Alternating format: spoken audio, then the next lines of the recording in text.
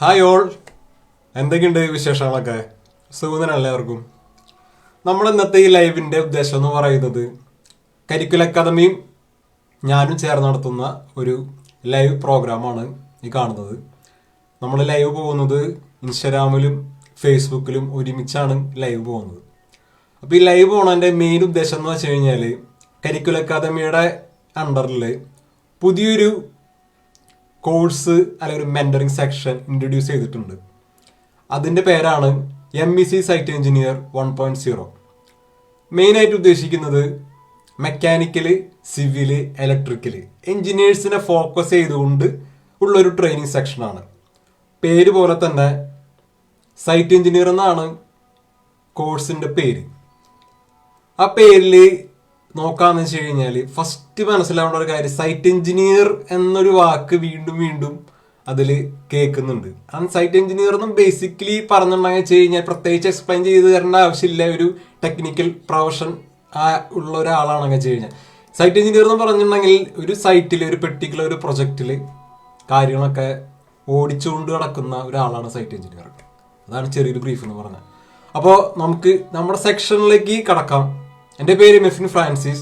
ഞാൻ കരിക്കുലർ അക്കാദമിയുടെ എഞ്ചിനീയറിംഗ് സെക്ഷൻ്റെ മെൻറ്ററാണ്. അതിലുപരി കരിക്കുലർ അക്കാദമിയുടെ മാനേജിങ് പാർട്ട്ണറും കൂടിയാണ്.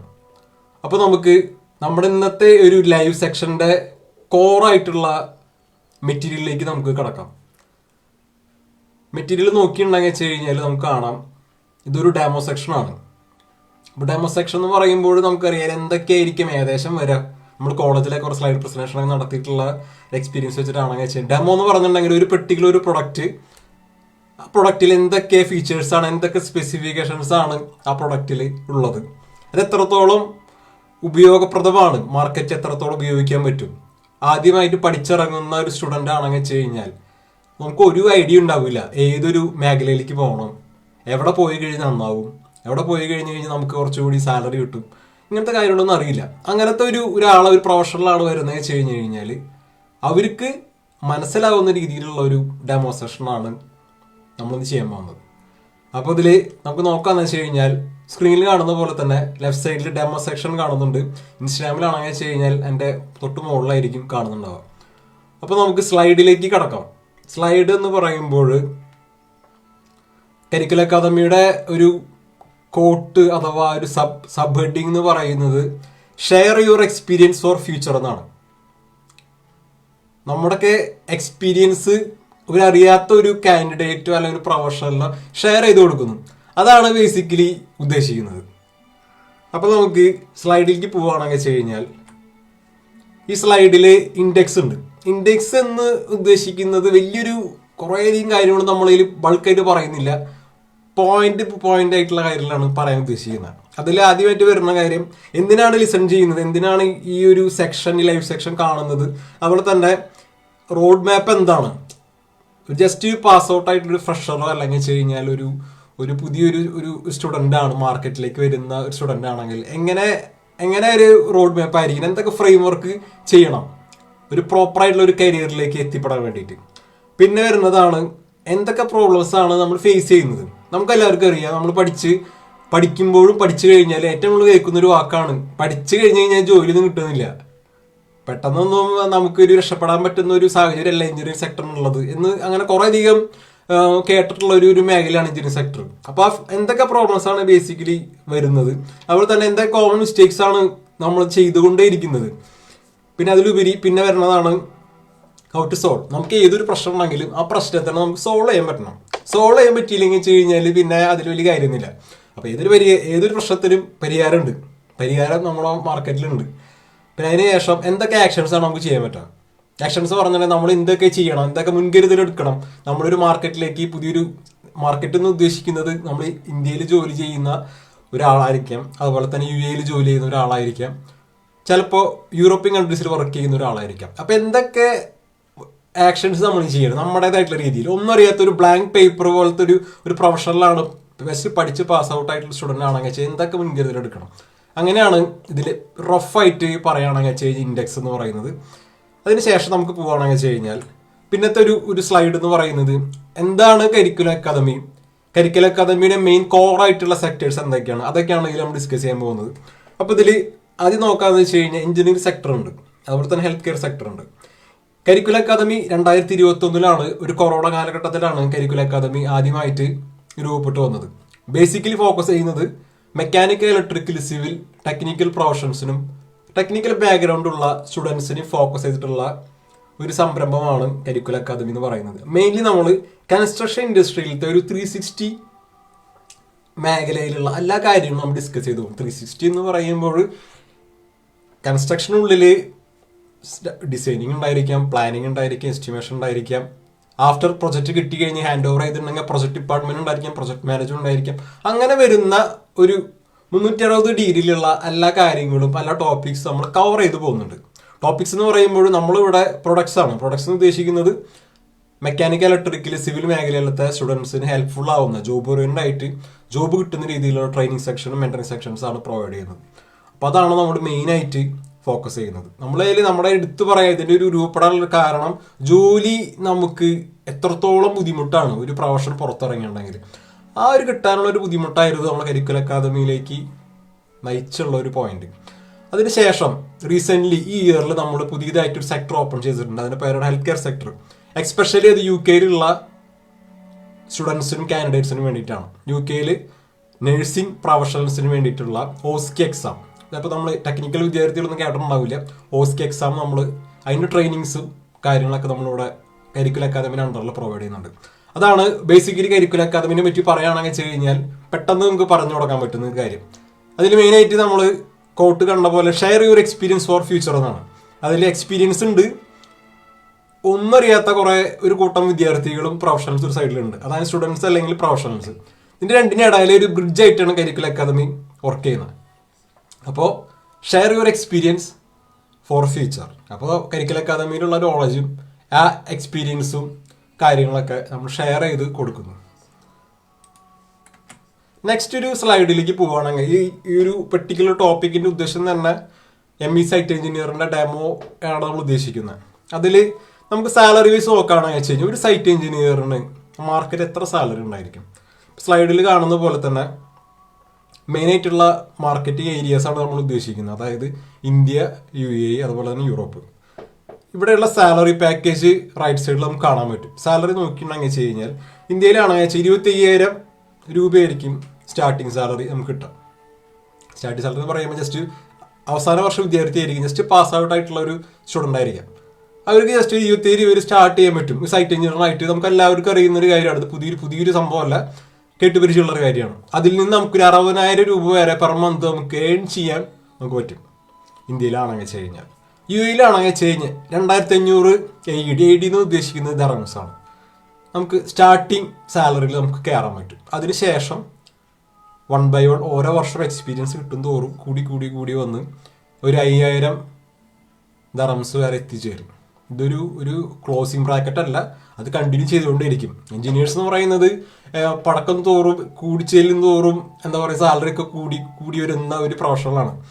അപ്പോൾ തന്നെ യൂറോപ്പിൽ നോക്കുകയാണെന്ന് വെച്ചാൽ സ്റ്റാർട്ടിങ് തന്നെ 2,000 പൗണ്ട് ആയിരിക്കും സ്റ്റാർട്ടിങ്ങിൽ നമുക്ക് കയറുന്ന സമയത്ത് സാലറി കിട്ടാം. 2,000 പൗണ്ട് എന്ന് പറഞ്ഞാൽ നാട്ടിൽ എത്ര രൂപയായി?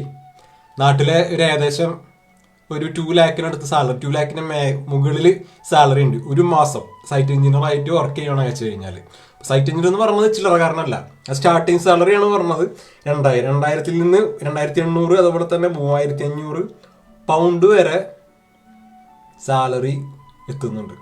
അപ്പോൾ സൈറ്റ് എഞ്ചിനീയർ എന്ന് പറഞ്ഞ പ്രൊഫഷൻ നമ്മൾ വിചാരിച്ച പോലെ ചെറിയൊരു സംഭവമല്ല. സൈറ്റ് എഞ്ചിനീയർ തന്നെ ഇപ്പോൾ ലെഫ്റ്റ് സൈഡിൽ നോക്കാമെന്ന് വെച്ച് കഴിഞ്ഞാൽ കാണാൻ പറ്റും MEP site engineer, mechanical site engineer, electrical site engineer, civil site engineer. അപ്പോൾ സൈറ്റ് എഞ്ചിനീയേഴ്സ് തന്നെ ഓരോ ഡിസിപ്ലിൻ ഉദ്ദേശിക്കുന്നത് ഓരോ പ്രൊഫഷണൽ ഡിഫറെൻ്റ് ആയിട്ട് ഉണ്ട്. മെക്കാനിക്കൽ സൈറ്റ് എഞ്ചിനീയർ ഉണ്ട്, ഇലക്ട്രിക് സൈറ്റ് എഞ്ചിനീയർ ഉണ്ട്. ചിലപ്പോൾ എല്ലാവരും കൂടി ഒരു സൈറ്റ് എഞ്ചിനീയർ ഉണ്ടായിരിക്കും. ആ പ്രൊഫഷനാണ്. പിന്നെ MEP project manager, project engineer, MAND site engineer, MEP project coordinator, അങ്ങനെ കുറേ അധികം ടൈറ്റിൽസ് കാണാൻ പറ്റും. ഈ ടൈറ്റിൽസിൻ്റെ ഒക്കെ സാലറിയാണ് നമ്മൾ റൈറ്റ് സൈഡിൽ മെൻഷൻ ചെയ്തിരിക്കുന്നത്. എല്ലാ സാലറിയും നിങ്ങൾക്കും സെർച്ച് ചെയ്ത് കഴിഞ്ഞാൽ കാണാൻ പറ്റും. ഇതല്ല ഇന്ത്യയിൽ നിന്ന് നമ്മൾ റെഫറൻസ് ചെയ്തിട്ടുള്ള സാലറികളാണ് അല്ലാതെ. ഓക്കെ, അപ്പോൾ ഒരു കരിക്കുലർ അക്കാദമിയുടെ ഈ ഒരു പെർട്ടിക്കുലർ ഒരു പ്രൊഡക്റ്റ്, അതായത് MEC സൈറ്റ് എഞ്ചിനീയർ എന്ന് പറഞ്ഞിട്ടുള്ള ഒരു പ്രൊഡക്റ്റ് നമ്മൾ ട്രൈ ചെയ്യുകയാണെന്ന് വെച്ച് കഴിഞ്ഞാൽ ഈ ഒരു സാലറി പാക്കേജിൽ ആയിരിക്കും നമ്മൾ എത്തിപ്പെടാം. ഈ ഒരു പ്രൊജക്റ്റ് ഈ ഒരു എന്താ പറയുക ജോബ് ടൈറ്റിൽസ് ആയിരിക്കും നമുക്ക് കിട്ടുക. അപ്പോൾ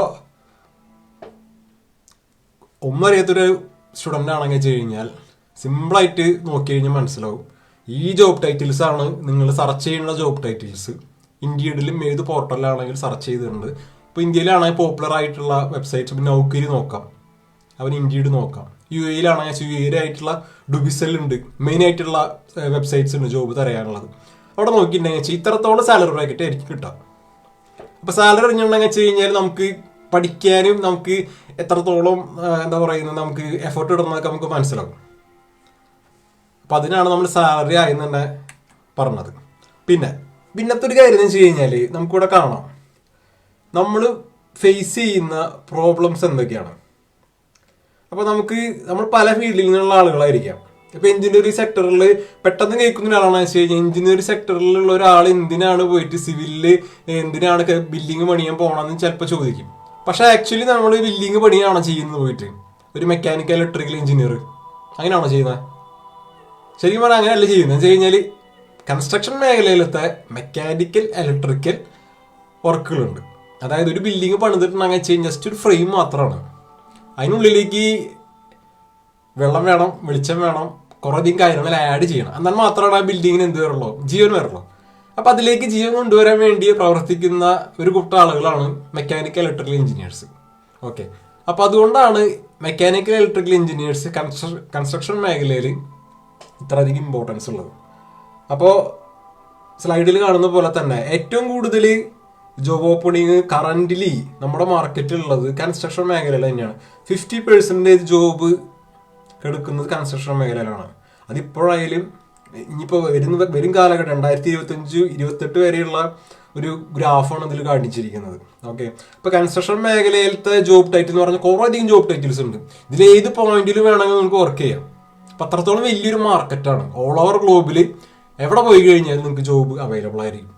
പിന്നെ വരുന്ന വലിയൊരു മാർക്കറ്റാണ് ഓട്ടോമൊബൈൽ ഇൻഡസ്ട്രി. ഓട്ടോമൊബൈൽ കഴിഞ്ഞ് കഴിഞ്ഞാൽ ഓയിൽ ആൻഡ് ഗ്യാസ്, പിന്നെ പ്രൊഡക്റ്റ് ഡെവലപ്മെന്റ്, അങ്ങനെ പിന്നെ അതർ ഒരു ചെറിയൊരു പോർഷൻ ഉണ്ട്. അപ്പോൾ ഫുള്ളായിട്ട് നോക്കുകയാണെങ്കിൽ വെച്ച് കഴിഞ്ഞാൽ ഏറ്റവും കൂടുതൽ ആളുകൾ ജോലിക്ക് വേണ്ടിയിട്ട് എത്തിപ്പെടുന്ന മേഖലയാണ് കൺസ്ട്രക്ഷൻ മേഖല. അപ്പോൾ കൺസ്ട്രക്ഷൻ മേഖലയിൽ ഏതൊരു ഭാഗത്തും ജോലി കണ്ടുപിടിക്കാൻ എളുപ്പമായിരിക്കും, അവിടെ തന്നെ ജോലി കിട്ടാനും എളുപ്പമായിരിക്കും. ഇന്ത്യയിലല്ല, UK-യിലല്ല, പിന്നെ അതുപോലെ തന്നെ UAE-യിലായാലും എവിടെയായാലും ജോലി കണ്ടുപിടിക്കാനും നിങ്ങളുടെ കൊളീഗ്സിനോട് ഫ്രണ്ട്സിനോട് ചോദിച്ചിട്ടുണ്ടെങ്കിൽ അവർ പറയും ഏതെങ്കിലും ഇതിലൊരു പോയിന്റിൽ കൺസ്ട്രക്ഷൻ മേഖലത്തെ ഏതെങ്കിലും പോയിന്റിലായിരിക്കും ചിലപ്പോൾ വർക്ക് ചെയ്യുന്നത്. ചിലപ്പോൾ സെയിൽസിലായിരിക്കാം, ചിലപ്പോൾ മെറ്റീരിയൽ സപ്ലൈ ചെയ്യുന്ന മേഖലയിലായിരിക്കാം, ചിലപ്പോൾ പ്ലാനിങ്ങിലായിരിക്കാം, ചിലപ്പോൾ ക്വാളിറ്റിയിലായിരിക്കാം, ചിലപ്പോൾ സേഫ്റ്റിയിലായിരിക്കാം. ഇതിൽ ഏതെങ്കിലും പോയിന്റിലായിരിക്കും ഒരു വർക്ക് ചെയ്യുന്നുണ്ടാവും. അപ്പോൾ അവരോട് ചോദിച്ചിട്ട് നമുക്ക് കൂടുതൽ ഐഡിയാസ് നമുക്ക് കിട്ടും. അപ്പോൾ നമുക്ക് അടുത്ത സ്ലൈഡിലേക്ക് പോവാം. അടുത്ത സ്ലൈഡ് എന്ന് പറഞ്ഞിട്ടുണ്ടെങ്കിൽ വെച്ച് കഴിഞ്ഞാൽ എന്തൊക്കെ പ്രോബ്ലംസ് ആണ്, എന്തൊക്കെ മിസ്റ്റേക്സ് ആണ് നമ്മൾ വരുത്തുന്നത്. അതിലേക്ക് കടക്കുന്നതിന് മുന്നേ നമുക്ക് ഇൻസ്റ്റാഗ്രാമിലും ഫേസ്ബുക്കിലും എത്രത്തോളം ആളുകൾ വാച്ച് ചെയ്യുന്നുണ്ടെന്ന് നോക്കട്ടെ.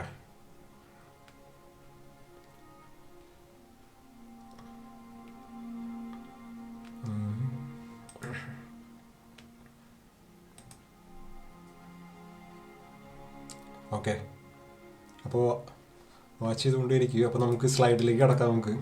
അവിടേക്ക് നമ്മൾ ഫോക്കസ് ചെയ്യുന്നില്ല കേട്ടോ. ഓക്കെ, നമ്മൾ സബ്ജക്റ്റ് എല്ലാം ഫോക്കസ് ചെയ്യുന്നു. അപ്പോൾ നമ്മുടെ ഇതിൽ മെയിൻ അടുത്ത സ്ലൈഡിലായിട്ടുള്ള ഒരു കാര്യമാണ് പ്രോബ്ലംസ് എന്താണ്, മിസ്റ്റേക്സ് എന്താണ്, എന്തൊക്കെ മിസ്റ്റേക്സ് ആണ്, മണ്ടത്തരങ്ങളാണ്, മലയാളത്തിൽ പറഞ്ഞ മണ്ടത്തരങ്ങളാണ് ചെയ്തു വെക്കുക. അതിലാദ്യം തന്നെ വരുന്നൊരു കാര്യമാണ് നമ്മൾ കോളേജിൽ പഠിച്ച കുറച്ച് സ്കില്ലുകളുണ്ടോ. അതെന്ന് പറഞ്ഞാൽ ഒരു ജനറൽ നോളജാണ്, അതെല്ലാവർക്കും സെയിം ആണ്. ഒരു 3000 പേര് കോളേജിൽ പാസ് ഔട്ട് ആവണമെങ്കിൽ 3000 പേർക്കും സെയിം ടാലന്റ് ആയിരിക്കാം, ഒരു 90%. അതിലൊരു 10% ആൾക്കാർ ചിലപ്പോൾ ഒരു വ്യത്യസ്തരായിട്ടുള്ള ആൾക്കാരുണ്ടായിരിക്കാം. പക്ഷെ അവർക്ക് ബാക്കിയുള്ള 90% ആളുകൾക്കും സെയിം സ്കില്ലുകളായിരിക്കും പഠിപ്പിച്ചു കൊടുത്തത്. അതായത് സെയിം നമ്മൾ പഠിച്ച ബുക്കുകളും കാര്യങ്ങളൊക്കെ സെയിം ആയിരിക്കും. അപ്പം അതിൽ നിന്ന് ഉപരി നമ്മുടേതായിട്ടുള്ള സ്കില്ലുകൾ നമ്മൾ ഡെവലപ്പ് ചെയ്തെടുക്കണം. അതാണ് ഫസ്റ്റ് ചെയ്യേണ്ട ഒരു കാര്യം. പിന്നെ നമ്മൾ എപ്പോഴും ചെയ്തുകൊണ്ടിരിക്കുന്ന ഒരു കാര്യമാണ് എപ്പോഴും ഒരു റൈറ്റ് ടൈം വരാൻ വേണ്ടിയിട്ട് ഇങ്ങനെ കാത്തു നിന്നുകൊണ്ടേയിരിക്കും. എപ്പോഴും കാത്തു വെക്കും, റൈറ്റ് ടൈം എപ്പോൾ വരും അങ്ങനെ പേടിച്ച് വെക്കും. അപ്പോൾ അതാണ് ഒരു അടുത്തൊരു മിസ്റ്റേക്ക് ചെയ്തു വരുന്നത്. അതായത് പുതിയതായിട്ട് പാസ് ഔട്ട് ആവുന്ന ഫ്രഷേഴ്സിൻ്റെയും പ്രൊഫഷണൽസിൻ്റെയും കാര്യമാണ് കേട്ടോ. പ്രൊഫഷണൽസ് എന്ന് പറഞ്ഞാൽ ഉദ്ദേശിക്കുന്നത് കുറച്ച് എക്സ്പീരിയൻസ് ആയിട്ടുള്ള ആളുകളെയാണ് പ്രൊഫഷണൽസ് ഉദ്ദേശിക്കുന്നത്. അതിനുശേഷം സോഫ്റ്റ് സ്കിൽസ് നമുക്കില്ല. സോഫ്റ്റ് സ്കിൽസ് എങ്ങനെ ഉണ്ടാക്കിയെടുക്കാം? ഞാൻ കൂടുതൽ പറഞ്ഞു തരുന്ന കാര്യം സോഫ്റ്റ് സ്കിൽ ഉദ്ദേശിക്കുന്നത് വെച്ച് കഴിഞ്ഞാൽ നമ്മുടെ എക്സ്ട്രാ കമ്മ്യൂണിക്കേഷൻ, ടീം വർക്ക്, ഇങ്ങനത്തെ കാര്യങ്ങളൊക്കെയാണ് സോഫ്റ്റ് സ്കിൽസിൽ ചെറിയ എക്സാമ്പിളായിട്ട് നമുക്ക് മെയിനായിട്ട് വേണ്ട കാര്യം. ഇങ്ങനത്തെ കാര്യങ്ങളൊക്കെ വളർത്തിയെടുക്കുക. അത് നമ്മുടെ കോളേജിൽ പഠിച്ചിറങ്ങുന്ന സമയത്ത് ഭയങ്കര അധികം കുറവായിരിക്കും. അതിൽ ഉള്ളവരുണ്ടായിരിക്കാം, പക്ഷെ അതിൽ 90% ആളുകൾക്കും ആ കാര്യത്തിൽ ഭയങ്കര വീക്കായിരിക്കും. പിന്നെ നമ്മുടെ പോർട്ട്ഫോളിയോ ഉണ്ടായി. പോർട്ട്ഫോളിയോ ഉദ്ദേശിക്കുന്നത് ബയോഡാറ്റ അല്ലെങ്കിൽ CV നല്ല അടിപൊളി CV പാസ് ഔട്ട് ആവണോ മുന്നേ എഞ്ചിനീയറിംഗ് ഇപ്പോൾ 4 വർഷം പഠിക്കണമെന്ന് വെച്ച് കഴിഞ്ഞാൽ അവസാന വർഷത്തിൽ തന്നെ അടിപൊളി CV ഉണ്ടാക്കുക, അടിപൊളി ഒരു പ്രൊഫൈൽ ഉണ്ടാക്കിയെടുക്കുക. അതിനുശേഷം നമ്മുടെ പ്രൊഫൈല് മാർക്കറ്റിലേക്ക് ജസ്റ്റ് ഒന്ന് സെൻഡ് ചെയ്ത് കൊടുക്കാം. സെൻഡ് കൊടുക്കാൻ ഉദ്ദേശിച്ച് കുറച്ച് ജോബുകൾക്ക് അപ്ലൈ ചെയ്യുക. അപ്ലൈ ചെയ്തുമ്പോൾ ടെസ്റ്റ് അടിച്ച് കഴിഞ്ഞ് കഴിഞ്ഞാൽ അറിയാം എത്ര എണ്ണത്തിന് ഫെയിൽ വരുന്നുണ്ട്, എത്ര എണ്ണത്തിന് സെലക്ട് ചെയ്യുന്നുണ്ട്. അപ്പോൾ നമുക്ക് കുറച്ചൊരു ഐഡിയ കിട്ടും. അതൊക്കെ പഠിച്ചുകൊണ്ടിരിക്കുമ്പോൾ തന്നെ നമ്മൾ ചെയ്യണം. അതാണ് അടുത്തൊരു മിസ്റ്റേക്ക് നമ്മൾ ചെയ്തു വരുന്നൊരു കാര്യം. പിന്നെ മാർക്കറ്റിൽ നമ്മുടെ എത്രത്തോളം നമുക്ക് ഇത്ര സ്കോപ്പ് ഉണ്ടെന്ന് മനസ്സിലാക്കുക. നമ്മളിപ്പോൾ ഒരു മെക്കാനിക്കൽ എഞ്ചിനീയർ ആണെന്ന് വെച്ച് കഴിഞ്ഞാൽ നമ്മുടെ ഇപ്പോഴത്തെ കറണ്ട് മാർക്കറ്റ് എത്രത്തോളം സ്കോപ്പ് നമുക്കുണ്ട് അത് നമ്മൾ തിരിച്ചറിയാതെ പോകുന്നുണ്ട്. നമ്മളെല്ലാവരും പറയും എഞ്ചിനീയറിംഗ് പഠിച്ചിട്ട് വലിയ കാര്യമൊന്നുമില്ല, നമ്മുടെ എവിടേക്കെങ്കിലും നാട് കയറി ഫ്ലൈറ്റ് പിടിച്ച് പോയാലാണ് ജോലി കിട്ടുള്ളൂ, എന്നാലും നല്ല സാലറിക്ക് ജോലി ചെയ്യാൻ പറ്റില്ല അങ്ങനെയൊക്കെ പറയും. പക്ഷേ എഞ്ചിനീയറിംഗ് സെക്ടറിന് ഇപ്പോഴും ജോലി സാധ്യതകളുണ്ട്. ഏത് രാജ്യങ്ങൾ എടുത്ത് നോക്കുകയാണെങ്കിൽ അവർ ഷോർട്ട് ലിസ്റ്റിൽ പെടുന്ന ഒരു സ്കിൽ കാറ്റഗറിയിൽ പെടുന്നതാണ് എല്ലാ എഞ്ചിനീയറിംഗ് പ്രൊഫഷനും, എല്ലാ എഞ്ചിനീയറിംഗ് ടൈറ്റിൽസും. അപ്പോൾ അതുകൊണ്ട് ഒന്നും ഇതിനെ പറ്റി വലിയ കാര്യമായിട്ട് അറിയാത്ത ആൾക്കാർക്ക് എല്ലാം പറയുന്നത് കേട്ടിട്ട് പറയും എഞ്ചിനീയറിംഗ് സെക്ടറിൽ നിന്ന് പോയിട്ട് കാര്യമൊന്നുമില്ല, ജോലിയൊന്നും കിട്ടുന്നില്ല. പക്ഷേ എഞ്ചിനീയറിംഗ് സെക്ടറിലാണ്ട് ഒരു കാര്യം നടക്കില്ല, അതാണ് റിയാലിറ്റി. അപ്പോൾ നമ്മുടെ മാർക്കറ്റ് സ്കോപ്പ് നമ്മൾ തന്നെ കണ്ടുപിടിക്കണം. നമ്മൾ എവിടേക്ക് പോകണം, എങ്ങനെ പോകണം എന്നുള്ള കാര്യം നമ്മൾ കണ്ടുപിടിക്കുക. അതിനുശേഷം നമ്മുടെ വാല്യൂസ്, നമ്മൾ എന്തൊക്കെയാണ് നമുക്ക് സ്പെഷ്യലായിട്ട് എന്തൊക്കെ വാല്യൂസാണ് നമുക്കുള്ളത് അത് തിരിച്ചറിയാം. അപ്പോൾ അതാണ് അതിൽ മെയിൻ മിസ്റ്റേക്സ് എന്താണ്, എന്തൊക്കെ പ്രോബ്ലംസ് ആണ് ഫേസ് ചെയ്യുന്നത് നമുക്ക് മനസ്സിലായി. പിന്നീട് അടുത്ത ഒരു സ്ലൈഡ് എന്ന് പറയുന്നത് നമുക്ക് MEC സൈറ്റ് എഞ്ചിനീയർ. അതിൽ 1.0 ഇട്ടിട്ടുണ്ട്. അത് ആക്ച്വലി ഒരു വെർഷൻ നമ്പറാണ്. നമ്മൾ കരിക്കുലർ അക്കാദമിയിൽ പ്രൊവൈഡ് ചെയ്യുന്ന ഒരു ട്രെയിനിങ് സെക്ഷനും ഒരു 10 വർഷത്തേക്ക് 5 വർഷത്തേക്ക് സെയിം തന്നെയല്ല എപ്പോഴും. അതെപ്പോഴും മാറിക്കൊണ്ടിരിക്കും. എഞ്ചിനീയറിംഗ് സെക്ടർ തന്നെ എപ്പോഴും മാറിക്കൊണ്ടിരിക്കുന്ന മേഖലയാണ്. ഒരിക്കലും ഒരു കാരണവശാലും നമുക്ക് ഇത് തന്നെ ചെയ്ത് പഠിക്കാൻ പാടുള്ളൂ, ഇതിനി വരാൻ പാടില്ല, ഇത് ഈ സോഫ്റ്റ്വെയർ തന്നെയാണ് 2 കൊല്ലം ദിവസം അങ്ങനെയൊന്നുമില്ല. ട്രെൻഡിങ് അനുസരിച്ചിട്ട് സോഫ്റ്റ്വെയർ മാറും, അതിൽ സബ്ജക്ട്സ് മാറും. അപ്പോൾ അതുകൊണ്ട് വെർഷൻ കൺട്രോൾ ചെയ്തിട്ടുള്ളതാണ് നമ്മുടെ എല്ലാ ട്രെയിനിങ് സെക്ഷനും. അപ്പോൾ ഇപ്പോൾ റൺ ചെയ്യുന്നത് ഞാൻ പറഞ്ഞ MEC സൈറ്റ് എന്ന് പറഞ്ഞ പുതിയൊരു ട്രെയിനിങ് സെക്ഷനാണ്. അതിൽ 1 ആയിട്ടുള്ളൂ, ഫസ്റ്റത്തെ റിവിഷനാണ്. ഇനി ചിലപ്പോൾ നെക്സ്റ്റ് ഒരു 2026 സമയത്ത് വെർഷൻ മാറിയിട്ട് 2.0 ആയിരിക്കും. അപ്പോൾ അപ്ഡേറ്റ്സ് എപ്പോഴും വന്നുകൊണ്ടിരിക്കും. നമ്മുടെ ടോപ്പിക്സിലും നമ്മൾ കവർ ചെയ്യുന്ന സോഫ്റ്റ്വെയറിലും അപ്ഡേറ്റ്സ് എപ്പോഴും വന്നു. എന്നാലാണ് നമുക്ക് അപ്ഡേറ്റ് ആയിട്ട് പഠിക്കാൻ പറ്റുള്ളൂ. പണ്ടത്തെ കാര്യം ഒരു 5 വർഷത്തെ പഴയ കാര്യം പഠിച്ചിട്ട് കാര്യമില്ലല്ലോ. അതിന് വേണ്ടിയാണ് വെർഷൻ കൺട്രോൾ വെച്ചിരിക്കുന്നത്. അപ്പോൾ നമ്മുടെ site engineer MEC site engineer ഉദ്ദേശിക്കുന്നതെന്ന് വെച്ച് കഴിഞ്ഞാൽ നമുക്ക് വായിച്ചു കഴിഞ്ഞാൽ കാണാൻ പറ്റും. This course is specifically for students in the mechanical, electrical and civil engineer sector. Site engineer course is exclusively for diploma, BTech, ITA pass out students. Pursuing students who dreams become site engineers. Site engineer ആവാൻ വേണ്ടിയിട്ട് എന്തൊക്കെ നമുക്ക് ചെയ്യാൻ പറ്റും അതല്ല നമ്മൾ ഈ curriculum അക്കാദമിയുടെ ഈ ട്രെയിനിങ് സെക്ഷനിൽ നമ്മൾ പ്രൊവൈഡ് ചെയ്യും. ഇതാണ് ഇതിലെ സൊല്യൂഷൻ. അപ്പോൾ നമുക്ക് പ്രശ്നങ്ങൾ ഈ സൈഡിലുണ്ട്, പ്രശ്നത്തിന് സൊല്യൂഷനാണ് MEC സൈറ്റ് എന്ന് പറഞ്ഞിട്ടുള്ള ഈ പെർട്ടിക്കുലർ ട്രെയിനിങ് മെന്ററിംഗ് സെക്ഷൻ. അതാണ് ഇതിൽ കാണുന്ന സ്ലൈഡിന്റെ main heading, how to solve, എങ്ങനെ നമുക്ക് സോൾവ് ചെയ്യാനായിട്ട് പറ്റും. അപ്പോൾ നിങ്ങളുടെ ഫ്രണ്ട്സോ കൊളീഗ്സോ ആരെങ്കിലും പുതിയതായിട്ടൊരു ഇൻഡസ്ട്രിയിലേക്ക് ഇറങ്ങുന്ന സമയത്ത് ഫസ്റ്റ് കയറാൻ പറ്റുന്ന ഒരു മേഖലയാണ് സൈറ്റ് എഞ്ചിനീയർ ആയിട്ട്.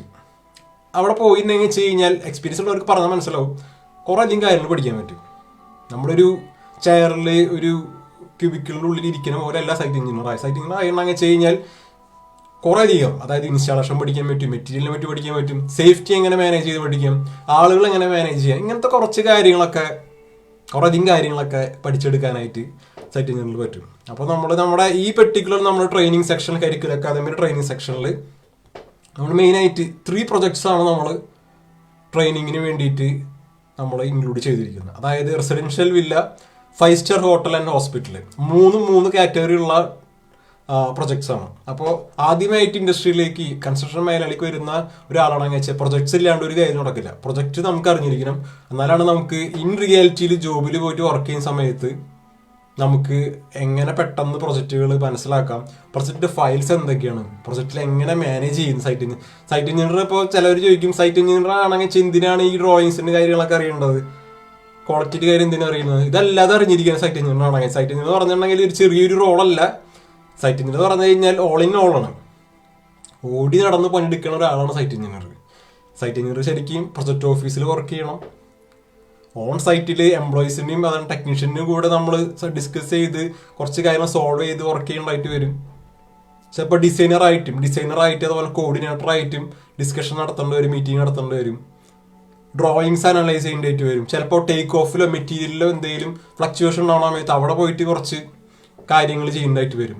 സേഫ്റ്റിയിൽ സൈറ്റ് എഞ്ചിനീയർ സേഫ്റ്റിയോട് കൂടെ എങ്ങനെ പ്രൊജക്റ്റ് മുന്നോട്ട് കൊണ്ടുപോകാം, ഈ കാര്യങ്ങളൊക്കെ ഇതെല്ലാം വേണം സൈറ്റ് എഞ്ചിനീയർ ആണെന്ന് വെച്ച് കഴിഞ്ഞാൽ. അപ്പോൾ ആ കാര്യങ്ങളൊക്കെ നമ്മൾ ഈ പ്രൊജക്ട്സ്, അതായത് ഈ ഇൻഡസ്ട്രി ഗ്രേഡുള്ള ഈ പ്രൊജക്ട്സിൽ നമ്മൾ ഡിസ്കസ് ചെയ്ത് പോകുന്നതായിരിക്കും. അപ്പോൾ നമ്മുടെ ഈ ട്രെയിനിങ് സെക്ഷനിൽ മെയിനായിട്ട് ഉദ്ദേശിക്കുന്നത് വെച്ച് കഴിഞ്ഞാൽ ഫേസ് 1 ഉണ്ട്, ഫേസ് 2 ഉണ്ട്. ഫേസ് 1 ഉദ്ദേശിക്കുന്നത് ഫുൾ തിയറിയാണ്, ഫുൾ സിലബസ് ആണ്. അതായത് കരിക്കുലർ അക്കാദമിയുടെ ഈ ട്രെയിനിങ് സെക്ഷൻ എന്ന് പറഞ്ഞിട്ടുണ്ടെങ്കിൽ വെച്ച് കഴിഞ്ഞാൽ നമ്മൾ വെറുതെ ഒരു എന്താ പറയുന്ന കുഞ്ഞൊരു സിലബസ് എടുത്തിട്ട് ഇത് പഠിച്ചാൽ മതി, ഇത് പഠിച്ചിട്ടുണ്ടെങ്കിൽ ഡയറക്റ്റ് പോയിട്ട് നിങ്ങൾക്ക് ജോലി ചെയ്യാം, അങ്ങനെ ഒന്നും പറയുന്നില്ല. കരിക്കുലർ അക്കാദമിയിൽ നമ്മൾ ഫേസ് 1 ഡിസ്കസ് ചെയ്യുന്നത് എല്ലാ ടോപ്പിക്സും കവർ ചെയ്ത് പോകുന്നുണ്ട്. ഇപ്പോൾ സ്ലൈഡിൽ നോക്കിയിട്ടുണ്ടെങ്കിൽ കാണാൻ പറ്റും. മെയിനായിട്ട് സോഫ്റ്റ്വെയർ ഇല്ലാണ്ട് ഒരു കാര്യം നടക്കില്ല. സോഫ്റ്റ്വെയർ ഫസ്റ്റ് ആയിട്ട് വേണം, ഓട്ടോകാഡ് സോഫ്റ്റ്വെയർ. അതിനുശേഷം കൺസ്ട്രക്ഷൻ സേഫ്റ്റി എന്തൊക്കെയാണ് പ്രൊജക്റ്റിൽ, നമ്മളൊരു പ്രൊജക്റ്റിൽ പോയി കഴിഞ്ഞാൽ എന്തൊക്കെയാണ് ചെയ്യുന്നത്, അതിൻ്റെ ടോപ്പിക്സ്. അതുപോലെ പ്രൊജക്റ്റ് പ്ലാനിങ് എന്തൊക്കെയാണ് ചെയ്യുന്നത്, പ്ലാനിങ്ങിന് വേണ്ടി സോഫ്റ്റ്വെയർസ് യൂസ് ചെയ്യുന്നുണ്ട് അറിയാം. വർക്ക് ചെയ്യുന്നവരാണെന്ന് വെച്ചാൽ പ്രൈമറി സോഫ്റ്റ്വെയർ ആണ് പോപ്പുലറായിട്ട് കൺസ്ട്രക്ഷൻ മേഖലയിൽ യൂസ് ചെയ്യുന്ന സോഫ്റ്റ്വെയർ. അപ്പോൾ എങ്ങനെ പ്രൊജക്റ്റിൽ പ്ലാനിങ് എങ്ങനെ ചെയ്യാം അത് പറഞ്ഞു പോകുന്നുണ്ട്. അതിനുശേഷം സിവിലിലെ ബിൽഡിംഗ് സർവീസ് എന്താണ്, ഇലക്ട്രിക്കൽ സർവീസ് എന്താണ്, മെക്കാനിക്കൽ സർവീസ് എന്താണ്. അപ്പോൾ അതുകൊണ്ടാണ് MEC എന്ന് ഷോർട്ട് വന്നത്. ഓക്കെ, അപ്പോൾ മെക്കാനിക്കൽ, ഇലക്ട്രിക്കൽ ആൻഡ് സിവിൽ. അപ്പോൾ ഈ 3 കാറ്റഗറി അറിഞ്ഞിരിക്കണം. സൈറ്റ് എഞ്ചിനീയർ ആണെങ്കിൽ വെച്ച് കഴിഞ്ഞാൽ സിവിൽ മാത്രം പഠിച്ചുകൊണ്ട് സിവിലിലെ കാര്യങ്ങൾ സർവീസുകൾ മാത്രം അറിഞ്ഞിട്ടുണ്ടെങ്കിൽ വെച്ച് കഴിഞ്ഞാൽ സൈറ്റ് എഞ്ചിനീയറായിട്ട് ഒരു വർക്ക് ചെയ്യാൻ പറ്റില്ല. ചില മെക്കാനിക്കൽ അറിയുന്ന ഒരു മെക്കാനിക്കൽ പൈപ്പ് ചിലപ്പോൾ ബീമിൻ്റെ അടിയോടെ പോകുന്നുണ്ടോ, ചിലപ്പോൾ അത് രണ്ടും കൂടി കൊളാപ്സ് ചെയ്യുന്നുണ്ടോ, ചിലപ്പോൾ അത് മാറ്റിയിട്ട് വേറെ റൂട്ട് ചെയ്യേണ്ടതായിട്ട് വരും. അപ്പം ഇങ്ങനത്തെ പ്രശ്നങ്ങളൊക്കെ വരും. അപ്പോൾ മെക്കാനിക്കലിൻ്റെ കാര്യം അറിഞ്ഞിരിക്കണം. സിവിലാണെങ്കിൽ വെച്ച് കഴിഞ്ഞാൽ സിവിലത്തെ പ്രൊഫഷണൽസിന് ചിലപ്പോൾ ഇലക്ട്രിക്കലിൻ്റെ കാര്യം അറിയേണ്ടതായിട്ട് വരും. ചിലപ്പോൾ ഒരു കേബിൾ ട്രേ മോളിയോടെ പോകുന്നുണ്ടാവും, ചിലപ്പോൾ മെക്കാനിക്കലിൻ്റെ പൈപ്പ് കൊളാപ്സ് ചെയ്യുന്നുണ്ടോ, രണ്ടും കൂടെ കൂട്ടുന്നുണ്ടോ, അപ്പോൾ നമുക്ക് വേറെ റൂട്ട് ചെയ്യേണ്ടി വരും. അപ്പോൾ ഇതെല്ലാതും സൈറ്റ് എഞ്ചിനീയർ അറിഞ്ഞിരിക്കണം. ഒരു പെർട്ടിക്കുലർ ഒരു മേഖല മാത്രമല്ല, കരിക്കുലർ അക്കാദമി പ്രൊവൈഡ് ചെയ്യുന്നത് 3 സർവീസും ഈ ട്രെയിനിങ് സെക്ഷനിൽ നമ്മൾ ഈ പാക്കേജിൽ ഇൻക്ലൂഡ് ചെയ്യുന്നുണ്ട്. 3 സർവീസും, 3 മെക്കാനിക്കൽ ആൻഡ് ഇലക്ട്രിക്കൽ സിവിൽ. ഇത് കറണ്ട് മാർക്കറ്റിൽ ഒരു ട്രെയിനിങ് സെക്ടറിലും ഇത് അവൈലബിൾ അല്ല. നമ്മുടെ കരിക്കുലർ അക്കാദമി എക്സ്ക്ലൂസീവായിട്ട് കൊടുക്കുന്ന ഒരു ട്രെയിനിങ് പ്രോഗ്രാമാണ്. അതുകൊണ്ടാണ് ഇങ്ങനെ നമ്മൾ ചെയ്തിരിക്കുന്നത്. പിന്നെ അതിനുശേഷം MEC estimation, mechanical, electrical, civil മേഖലയിലത്തെ എസ്റ്റിമേഷൻ എങ്ങനെയാണ് ക്വാണ്ടിറ്റി എങ്ങനെയാണ് വരുന്നത്, ക്വാണ്ടിറ്റി എങ്ങനെയാണ് BOQ എങ്ങനെയാണ് അറേഞ്ച് ചെയ്യുന്നത്, ഈ കാര്യം ഡിസ്കസ് ചെയ്യുന്നത്. അതുപോലെ ക്വാണ്ടിറ്റി സർവേ, അതിനുശേഷം മെറ്റീരിയൽ മാനേജ്മെന്റ് എന്തൊക്കെ കുറേ മെറ്റീരിയൽസ് ഒരു പ്രൊജക്റ്റിലേക്ക് വരുന്നുണ്ട്, കുറേ മെറ്റീരിയൽ വേസ്റ്റ് ആവുന്നുണ്ട്, കുറേ മെറ്റീരിയൽ സ്ക്രാപ്പായി പോകുന്നുണ്ട്, കുറേ മെറ്റീരിയൽ നമ്മൾ എക്സ്ട്രാ ആയിട്ട് വരുന്നുണ്ട്. ഇതൊക്കെ എങ്ങനെ മാനേജ് ചെയ്യുന്നത്. ലോങ് ലീഡ് മെറ്റീരിയൽസ് ഉണ്ട്, ഷോർട്ട് ലീഡ് മെറ്റീരിയൽസ് ഉണ്ട്. അതായത് ലോങ് ആയി കുറേയധികം ഡിലേ വരുന്ന, കുറേയധികം സമയം എടുത്തിട്ട് സൈറ്റിലേക്ക് എൻട്രി ചെയ്യുന്ന മെറ്റീരിയൽസ് ഉണ്ടായിരിക്കും. ചിലപ്പോൾ പെട്ടെന്ന് വേണ്ട മെറ്റീരിയൽസ് ഉണ്ടായിരിക്കും. ഇതൊക്കെ എങ്ങനെ മാനേജ് ചെയ്യാം, എങ്ങനെയാണ് ഒരു മെറ്റീരിയൽ നമ്മൾ സൈറ്റിലേക്ക് എത്തുന്ന സമയത്ത് എങ്ങനെയാണ് അതിൻ്റെ ക്വാളിറ്റി ചെക്ക് ചെയ്യുന്നത്, അത് വേണ്ടത്ര ഒരു ഇതിലാണോ വരുന്നത്, അതെല്ലാം കുറച്ച് ഡിലേ ആയിട്ട് വന്നോ, ഇങ്ങനത്തെ കാര്യങ്ങളൊക്കെ അതിൽ പറഞ്ഞു പോകുന്നു. അതിനുശേഷം ബില്ലിംഗ് കോഡ്സ് ആൻഡ് സ്റ്റാൻഡേർഡ്സ് പറഞ്ഞിട്ടുണ്ടെന്ന് വെച്ച് കഴിഞ്ഞാൽ നമ്മൾ ഓരോ രാജ്യങ്ങളിൽ പല കോഡും പല സ്റ്റാൻഡേർഡ്സ് യൂസ് ചെയ്യുന്നുണ്ട്. അപ്പോൾ ഇതൊക്കെ എങ്ങനെയാണ് ചെയ്യുന്നത്, എന്തൊക്കെയാണ് മെയിനായിട്ട് ഫോളോ ചെയ്യുന്നത്, അങ്ങനത്തെ കാര്യങ്ങളൊക്കെയാണ് ബില്ലിംഗ് കോഡ്സ് ആൻഡ് സ്റ്റാൻഡേർഡ്സിൽ വരുന്നത്. അതിനുശേഷം ക്വാളിറ്റി മാനേജ്മെന്റ് കൺസ്ട്രക്ഷൻ പ്രൊജക്ട്, എന്തൊക്കെ ക്വാളിറ്റിയിൽ എന്തൊക്കെ കാര്യങ്ങളാണ് മെയിനായിട്ട് ശ്രദ്ധിക്കുന്നത്. അപ്പോൾ ക്വാളിറ്റി എന്ന് പറഞ്ഞിട്ടുണ്ടെങ്കിൽ വലിയൊരു മേഖലയാണ്. എന്ന് വെച്ച് കഴിഞ്ഞാൽ ക്വാളിറ്റി ഇല്ലാണ്ട് ഓരോ രാജ്യത്തിനും ബെഞ്ച് മാർക്ക് ഉണ്ട്, അതനുസരിച്ചിട്ടുള്ള ക്വാളിറ്റിയുള്ള വർക്ക് വേണം ചെയ്യാൻ വേണ്ടിയിട്ട്. അപ്പോൾ ക്വാളിറ്റിയിൽ എന്തൊക്കെയാണ് ശ്രദ്ധിക്കേണ്ടത്, എന്തൊക്കെ കാര്യങ്ങളാണ് അറിഞ്ഞിരിക്കേണ്ടത്. അതിനുശേഷം വരുന്നൊരു പോയിന്റാണ് കൺസ്ട്രക്ഷൻ പ്രൊജക്ഷൻ സൂപ്പർവൈസിങ് സിസ്റ്റം. അതായത് ഉദ്ദേശിച്ച് കഴിഞ്ഞാൽ നമുക്ക് എങ്ങനെ ഒരു കൺസ്ട്രക്ഷൻ സൈറ്റിൽ പോയിട്ട് എങ്ങനെ നമുക്ക് മാനേജ് ചെയ്യാം. കുറേ അധികം ആളുകൾ വരുന്നുണ്ടാവും. ചിലപ്പോൾ സബ് കോൺട്രാക്ടേഴ്സ് ഉണ്ടായിരിക്കാം, എംപ്ലോയീസ് ഉണ്ടായിരിക്കാം, അപ്പോൾ ലേബേഴ്സ് ഉണ്ടായിരിക്കും, ടെക്നീഷ്യൻസ് ഉണ്ടായിരിക്കും, എഞ്ചിനീയേഴ്സ് ഉണ്ടായിരിക്കാം, പ്രൊജക്ട് മാനേജേഴ്സ് ഉണ്ടായിരിക്കാം, അങ്ങനെ കുറേ അധികം ആളുകൾ ഉണ്ടാവും. അപ്പോൾ ഇവരൊക്കെ എങ്ങനെ മാനേജ് ചെയ്യാം, അതിൻ്റെ ഒരു ചെറിയ ഐഡിയയും കൂടി ഇതാണ് ഫേസ് 1 45 ഡേയ്സിലാണ് ഈ ട്രെയിനിങ് സെക്ഷൻ കംപ്ലീറ്റ് ആവുന്നത്. അപ്പോൾ ഇതെല്ലാ പോയിന്റ്സും ഒരുമിച്ച് സൈറ്റ് എഞ്ചിനീയർ പറഞ്ഞിട്ടുള്ള ഈ ഒരു പാക്കേജിൽ കവർ ആവുന്നുണ്ട്. അപ്പോൾ യാതൊരു ഐഡിയ ഇല്ലാണ്ട് വരുന്ന ഒരു കാൻഡിഡേറ്റ് ആണെന്ന് വെച്ച് കഴിഞ്ഞാൽ ഇത് ഭയങ്കര ഹെൽപ്ഫുൾ ആയിരിക്കും. ഭയങ്കര ഹെൽപ്ഫുൾ ആണെന്ന് വെച്ച് കഴിഞ്ഞാൽ ഓട്ടോകാഡ് ഉണ്ട്, അതിലുപരി ബാക്കിയുള്ള എല്ലാ സബ്ജക്ട്സും നമ്മൾ ഡിസ്കസ് ചെയ്യുന്നുണ്ട്. മെക്കാനിക്കൽ, ഇലക്ട്രിക്കൽ, സിവിൽ ഡിസ്കസ് ചെയ്ത് പോകുന്നുണ്ട്. ബാക്കിയുള്ള എസ്റ്റിമേഷൻ, ക്യൂസ്, മെറ്റീരിയൽ മാനേജ്മെന്റ്, അതുപോലെ തന്നെ സേഫ്റ്റിയുടെ സെക്ഷൻസ്, ഇതെല്ലാം നമ്മൾ കവർ ചെയ്ത് പോകുന്നത്. ഇതൊക്കെ ഫേസ് 1 വരുന്നതാണ്. അപ്പോൾ ഫേസ് 1 കഴിഞ്ഞിട്ടുണ്ടെങ്കിൽ ഫേസ് 1 എല്ലാ കാര്യങ്ങളും അറിഞ്ഞിട്ടുണ്ടെങ്കിൽ വെച്ച് കഴിഞ്ഞാൽ ഫേസ് 2 നമ്മൾ കിടക്കും. ഫേസ് 2 എന്ന് ഉദ്ദേശിക്കുന്നത് 10 days ആണ് അതിൽ വരുന്നത്. അതായത് ഫേസ് 1 കഴിഞ്ഞിട്ടുണ്ടെങ്കിൽ അപ്പം തന്നെ ഫേസ് 2 സ്റ്റാർട്ട് ചെയ്യും. ഫേസ് 2 ഉദ്ദേശിക്കുന്നത് പ്രൊജക്ടിന്റെ ലൈവായിട്ട് ഡിസ്കഷൻ. നമ്മൾ നേരത്തെ പറഞ്ഞ 3 കാറ്റഗറി പ്രൊജക്ട്സ് ഉണ്ടായിരുന്നില്ല. ഈ പ്രൊജക്ട്സ് 3 നമ്മൾ ഡിസ്കസ് ചെയ്യും. അതിൽ എന്തൊക്കെയാണ് ചെയ്യേണ്ട കാര്യങ്ങൾ, ആ കാര്യങ്ങൾ കുറച്ചുകൂടി ഡീപ്പായിട്ട് ഫേസ് 2 ഡിസ്കസ് ചെയ്യാം. അതിനുശേഷം 1-to-1 ലൈവ് റെസ്യൂം കറക്ഷൻ വിത്ത് മെന്റർ. ആരാണ് നിങ്ങളുടെ മെന്റർ? ഇപ്പോൾ ട്രെയിനിങ് സെക്ഷൻ ആരാണ് മാനേജ് ചെയ്യുന്ന ഒരാൾ, ട്രെയിനർ ആരാണ്, ആ ആളുടെ അണ്ടറിൽ 1-to-1 ലൈവ് റെസ്യൂം കറക്ഷൻ ഉണ്ടായിരിക്കും. അതായത് നിങ്ങൾക്ക് ഒന്നുമില്ല, അതായത് ഒരു റെസ്യൂമോ ഒരു ബയോഡാറ്റ ഒന്നും നിങ്ങളുടെ കയ്യിലില്ല, ജസ്റ്റ് പാസ് ഔട്ട് ആയിട്ടുള്ള ഒരു സ്റ്റുഡൻ്റ് ആണ്. അങ്ങനെ ഉണ്ടാക്കി നമ്മളെങ്ങനെ ഒരു CV ബയോഡാറ്റ എങ്ങനെ ഉണ്ടാക്കിയെടുക്കാം? സ്ക്രാപ്പിൽ നമ്മൾ തുടങ്ങും, 0 നമ്മൾ തുടങ്ങും. എങ്ങനെയൊക്കെ, എവിടെയൊക്കെ, ഏതൊക്കെ വെക്കണം, ഏത് വെച്ചാലാണ് നല്ലത്, ഏത് വെച്ചാലാണ് ഈ പെർട്ടിക്കുലർ നമ്മൾ ഫോക്കസ് ചെയ്യുന്നത് സൈറ്റ് എഞ്ചിനീയർ ആകാൻ വേണ്ടിയിട്ടുള്ള കാര്യമാണ് ഫോക്കസ് ചെയ്യുന്നത്. അപ്പോൾ അതിലെന്തൊക്കെ ചെയ്യണം, കറക്ഷൻസ് വേണം, ഇതല്ലാതെ നമ്മൾ അവിടെ വെച്ചാലാണ് ഡിസ്കസ് ചെയ്യുന്നത്. അതിനുശേഷം പിന്നെ വരുന്ന doubt clearing section. Doubt clearing എന്ന് ഉദ്ദേശിച്ചു കഴിഞ്ഞാൽ എന്തൊക്കെ ഡൗട്ട് ഫേസ് 1 ഫേസ് 1 ഡൗട്ടുകളല്ലാതെ ക്ലിയർ ചെയ്യുന്നതും സംസാരിക്കുന്നതും ലൈവായിട്ട് ചെയ്യുന്നത് ഫേസ് 2 ഓക്കെ. അതിനുശേഷം ഇൻഡസ്ട്രി ഇൻട്രാക്ഷൻ ഉദ്ദേശിക്കുന്നത് കറന്റ്ലി ഈ ഒരു പെർട്ടിക്കുലർ ഫീൽഡിൽ, അതായത് ഈ കുറച്ച് ടൈറ്റിൽസ് പറഞ്ഞു നേരത്തെ സൈറ്റ് ഉണ്ടാവുന്ന ടൈറ്റിൽസ്, ഈ ടൈറ്റിൽ വർക്ക് ചെയ്യുന്ന പ്രൊഫഷണൽസ് ആയിട്ട് ഡയറക്റ്റ് ഇൻട്രാക്ഷൻ. അപ്പോൾ കൊളീഗ്സ് ആയിരിക്കാം, കരിക്കുലർ അക്കാദമി ടീം മെമ്പേഴ്സ് ആരായിരിക്കും, ഈ നമ്മൾ പറഞ്ഞ ട്രെയിനിങ് തന്നെയാണോ, ഈ പറഞ്ഞിട്ടുള്ള സബ്ജക്ട്സ് തന്നെയാണോ നമുക്ക് ശരിക്കും ഇൻ റിയാലിറ്റിയിൽ സൈറ്റ് എഞ്ചിനീയർ ആവുമ്പോൾ വേണ്ടത്, നമുക്ക് പഠിച്ചുകൊണ്ട് വല്ല കാര്യം ഉണ്ടായോ, അങ്ങനത്തെ ഒരു ഫ്രണ്ട്ലി ചാറ്റ് ആയിരിക്കും ഇൻഡസ്ട്രി ഇൻട്രാക്ഷൻ ഉദ്ദേശിക്കുന്നത്. അതിനുശേഷം HR interview and question and tips. ഇത് ഉദ്ദേശിക്കുന്നത് വെച്ച് കഴിഞ്ഞാൽ എങ്ങനെ ഒരു ഇന്റർവ്യൂവിനുള്ള ക്വസ്റ്റ്യൻസ് എന്തൊക്കെ വരാം, എങ്ങനെ ആൻസർ ചെയ്യാം, ഇങ്ങനത്തെ കാര്യങ്ങളൊക്കെ ആയിരിക്കും HR ഇന്റർവ്യൂവിൽ നമ്മൾ പറയാം. സൈറ്റ് എഞ്ചിനീയർ ആവാൻ വേണ്ടിയിട്ട് കുറേ അധികം ക്വസ്റ്റ്യൻസ് ഉണ്ട്, നോർമലി ചോദിച്ചിരുന്ന ക്വസ്റ്റ്യൻസ് ഉണ്ടായിരിക്കും. അതിലിപ്പോൾ എക്സാമ്പിൾ എടുത്ത് പറയുകയാണെന്ന് വെച്ച് കഴിഞ്ഞാൽ നിങ്ങൾ എത്ര സാലറിയാണ് എക്സ്പെക്ട് ചെയ്യുന്നത്, ഒരു ഇന്റർവ്യൂവിന് പോകുമ്പോൾ കോമൺ ആയിട്ടുള്ള ക്വസ്റ്റ്യൻ ആണ്. ഒരു അവസാന ഘട്ടത്തിൽ 75% ആവുന്ന സമയത്ത് ചോദിക്കുന്ന ക്വസ്റ്റ്യൻ ആണ്, എത്ര സാലറി നിങ്ങൾ എക്സ്പെക്ട് ചെയ്യുന്നുണ്ട്. അപ്പോൾ ആദ്യത്തെ ഒന്നും അറിയാത്ത ഒരാളാണെന്ന് പറയും എനിക്ക് ഇത്ര സാലറി വേണമെന്ന് ആദ്യം തന്നെ പറഞ്ഞിട്ടുണ്ടെങ്കിൽ വെച്ച് കഴിഞ്ഞാൽ അപ്പോൾ പറയും ഞങ്ങൾക്ക് ഇത്ര സാലറി തരാൻ പറ്റില്ല എന്ന് ആദ്യം തന്നെ പറയും. അപ്പോൾ പിന്നെ ആ കാര്യത്തിൽ തീരുമാനമായി. അപ്പോൾ ഒരു കാരണവശാലും അങ്ങനെ സാലറി എടുത്ത് പറയാൻ പാടില്ല. പക്ഷേ നിങ്ങളൊരു എക്സ്പീരിയൻസ്ഡ് പ്രൊഫഷണൽ 10 കൊല്ലത്തിന് 10+ years എക്സ്പീരിയൻസ് ഉള്ള ഒരു പ്രൊഫഷണൽ ആണെങ്കിൽ തീർച്ചയായും നിങ്ങൾ സാലറി പറയണം, ഇത്ര സാലറി എനിക്ക് വേണം, എന്നാലാണ് എനിക്ക് ഈ ജോബിന് മാനേജ് ചെയ്യാൻ പറ്റുള്ളൂ. അങ്ങനെ നമുക്ക് നെഗോഷിയേറ്റ് ചെയ്യാം. പക്ഷേ ഒരു ഫ്രഷർ ആണെങ്കിൽ വെച്ച് കഴിഞ്ഞാൽ ഒരു കാരണവശാലും സാലറി പറയാൻ പാടില്ല. അപ്പോൾ അങ്ങനത്തെ ആയിട്ടുള്ള ടിപ്സും കാര്യങ്ങളൊക്കെ നമ്മളിതിൽ ഇവിടെ ചേരിക്കും ഡിസ്കസ് ചെയ്യുക. അതിനുശേഷം മോക്ക് ഇൻ്റർവ്യൂ സെക്ഷൻ ഉണ്ട്. മോക്ക് ഇൻ്റർവ്യൂ ഉദ്ദേശിക്കുന്നത് HR കരിക്കുലത്തിൻ്റെ ടീം മെമ്പേഴ്സ് ആയിട്ടുള്ള ഡയറക്റ്റ് ഒരു 1-to-1 ഇൻ്റർവ്യൂ. എങ്ങനെയാണ് ഇൻ്റർവ്യൂ നടക്കുന്നത് ഇൻ റിയാലിറ്റിയിൽ പ്രാക്ടിക്കലി നടക്കുന്നത്, അതിൻ്റെ ഒരു ഇൻ്റർവ്യൂ സെക്ഷൻ ഉണ്ടായിരിക്കും. അതിൽ നമ്മൾ ഇങ്ങനെ പറയാം അങ്ങനെ പറയുന്നൊന്നും പറയില്ല, ഡയറക്റ്റ് ലൈവായിട്ട് ഒരു ഇൻ്റർവ്യൂ സെക്ഷൻ നമ്മൾ അപ്പോയിൻമെൻ്റ് എടുത്ത് ഒരു ബുക്ക് ചെയ്ത് അങ്ങനെ വരുന്ന ഒരു 2 പേരോ 3 പേരോ വെച്ചിട്ടുള്ള ഒരു ഇൻ്റർവ്യൂ പാനലായിട്ടുള്ള ഒരു സെക്ഷൻ. അപ്പോൾ നമുക്ക് എന്തുണ്ടാവില്ല, പേടി ഉണ്ടാവില്ല. നമ്മൾ ഇൻ്റർവ്യൂവിന് പോണ സമയത്ത് എങ്ങനെയൊക്കെ പറയും, അതിൻ്റെ റെക്കോർഡ് നമ്മൾ സ്ക്രീൻ റെക്കോർഡ് എടുത്തതിന് ശേഷം ഏതൊക്കെ കാൻഡിഡേറ്റ്സ് സ്റ്റുഡൻസ് അവർക്ക് തന്നെ അയച്ചു കൊടുക്കും. അപ്പോൾ നമുക്ക് മനസ്സിലാവും എന്തൊക്കെ മണ്ടത്തരങ്ങൾ വിളിച്ചു പറയണം, എന്തൊക്കെ നമുക്ക് കുറവുകളാണുള്ളത്, അതൊക്കെ നമുക്ക് മനസ്സിലാവും. നമ്മൾ ചിലപ്പോൾ സംസാരത്തിലായിരിക്കും പ്രശ്നമായിരിക്കാം. ഇതെല്ലാം മനസ്സിലാക്കാൻ വേണ്ടിയിട്ടാണ് ഒരു മോക്ക് ഇൻ്റർവ്യൂ സെക്ഷൻ കൂടുതലുണ്ട്. അതിനുശേഷം പിന്നെ വരുന്നതാണ് ലിങ്ക്ഡിൻ പോർട്ടൽ സെറ്റപ്പ്, അതുപോലെ ജോബ് പോർട്ടൽ സെറ്റപ്പ്. ഇതിൽ ഉദ്ദേശിക്കുന്നത് വെച്ച് കഴിഞ്ഞാൽ നമുക്ക് ലിങ്ക്ഡിനിൽ ഒരു പ്രൊഫൈൽ വേണം, എക്സ്പെഷ്യലി എഞ്ചിനീയേഴ്സ് ആണെങ്കിൽ വെച്ചാൽ. ലിങ്ക്ഡിനിൽ നമ്മൾ ഫേസ്ബുക്കും ഇൻസ്റ്റാഗ്രാം എന്ന് പറയുന്നത് സോഷ്യൽ മീഡിയ ആണ്. അതിലുപരി ലിങ്ക്ഡിനിൽ എന്താണ് വ്യത്യാസം എന്ന് വെച്ചാൽ, ലിങ്ക്ഡിൻ എന്ന് പറയുന്നത് പ്രൊഫഷണൽ പ്രൊഫൈൽ മാനേജ് ചെയ്യുന്ന ഒരു സോഷ്യൽ മീഡിയയുടെ വേറൊരു വകഭേദം. ഇവിടെ നമ്മൾ ഡിസ്കസ് ചെയ്യുന്നത് വേറെ കാര്യങ്ങൾ, അത് വേറെ സോഷ്യൽ മീഡിയയിൽ പല കാര്യങ്ങളും നമ്മൾ ഡിസ്കസ് ചെയ്യും. പക്ഷേ ലിങ്ക്ഡിനിൽ ഡിസ്കസ് ചെയ്യുന്ന പ്രൊഫഷണൽ ലെവൽ ഉദ്ദേശിക്കുന്നത് ജോബ് ഓറിയന്റഡ് കാര്യങ്ങൾ, ഇൻഡസ്ട്രിയിൽ നടക്കുന്ന മാറ്റങ്ങൾ എന്തൊക്കെയാണ്, ഇൻഡസ്ട്രിയൽ ട്രെൻഡിങ് എന്തൊക്കെ വരുന്നത്, അങ്ങനത്തെ കുറച്ചും കൂടി ഓതറൈസ് ആയിട്ടുള്ള ഒരു പോർട്ടലാണ് ലിങ്ക്ഡിൻ ഉദ്ദേശിക്കുന്നത്. ഓക്കെ, അപ്പോൾ ലിങ്ക്ഡിനിൽ നമുക്ക് എങ്ങനെ ജോബ് തരാം, എങ്ങനെ നമ്മുടെ പ്രൊഫൈൽ എങ്ങനെ മാനേജ് ചെയ്യാം, ഇങ്ങനത്തെ കാര്യങ്ങളൊക്കെ ആയിരിക്കും ലിങ്ക്ഡിനിൽ നമ്മൾ റെഡിയാക്കുക. ലിങ്ക്ഡിനിൽ ഉദ്ദേശിക്കുന്നത് വെച്ച് കഴിഞ്ഞാൽ ഒന്നും ഇല്ലാത്ത പ്രൊഫഷണൽ ആണെങ്കിൽ ചെയ്ത് നമ്മൾ ലിങ്ക്ഡിൻ പ്രൊഫൈൽ ക്രിയേറ്റ് ചെയ്യും, അല്ലെങ്കിൽ എങ്ങനെയാണ് മാനേജ് ചെയ്യേണ്ട കാര്യങ്ങൾ, എങ്ങനെയൊക്കെ എക്സ്പീരിയൻസ് എവിടെ വയ്ക്കണം, സർട്ടിഫിക്കേഷൻ എവിടെ വയ്ക്കണം, ഡിസ്ക്രിപ്ഷൻ എങ്ങനെയായിരിക്കണം, ഇങ്ങനത്തെ കാര്യങ്ങളൊക്കെ ഡിസ്കസ് ചെയ്ത് പോകുന്ന ലിങ്ക്ഡിൻ പ്രൊഫൈൽ സെറ്റപ്പാണ്. ഇത് ഈ പാക്കേജിലുള്ളതാണ്. ഫേസ് 2 നമ്മൾ അറേഞ്ച് കൊടുക്കുന്ന ഒരു സംഭവമാണ്. അതിനുശേഷം പിന്നെ വരുന്നതാണ് ജോബ് അസിസ്റ്റൻസ്.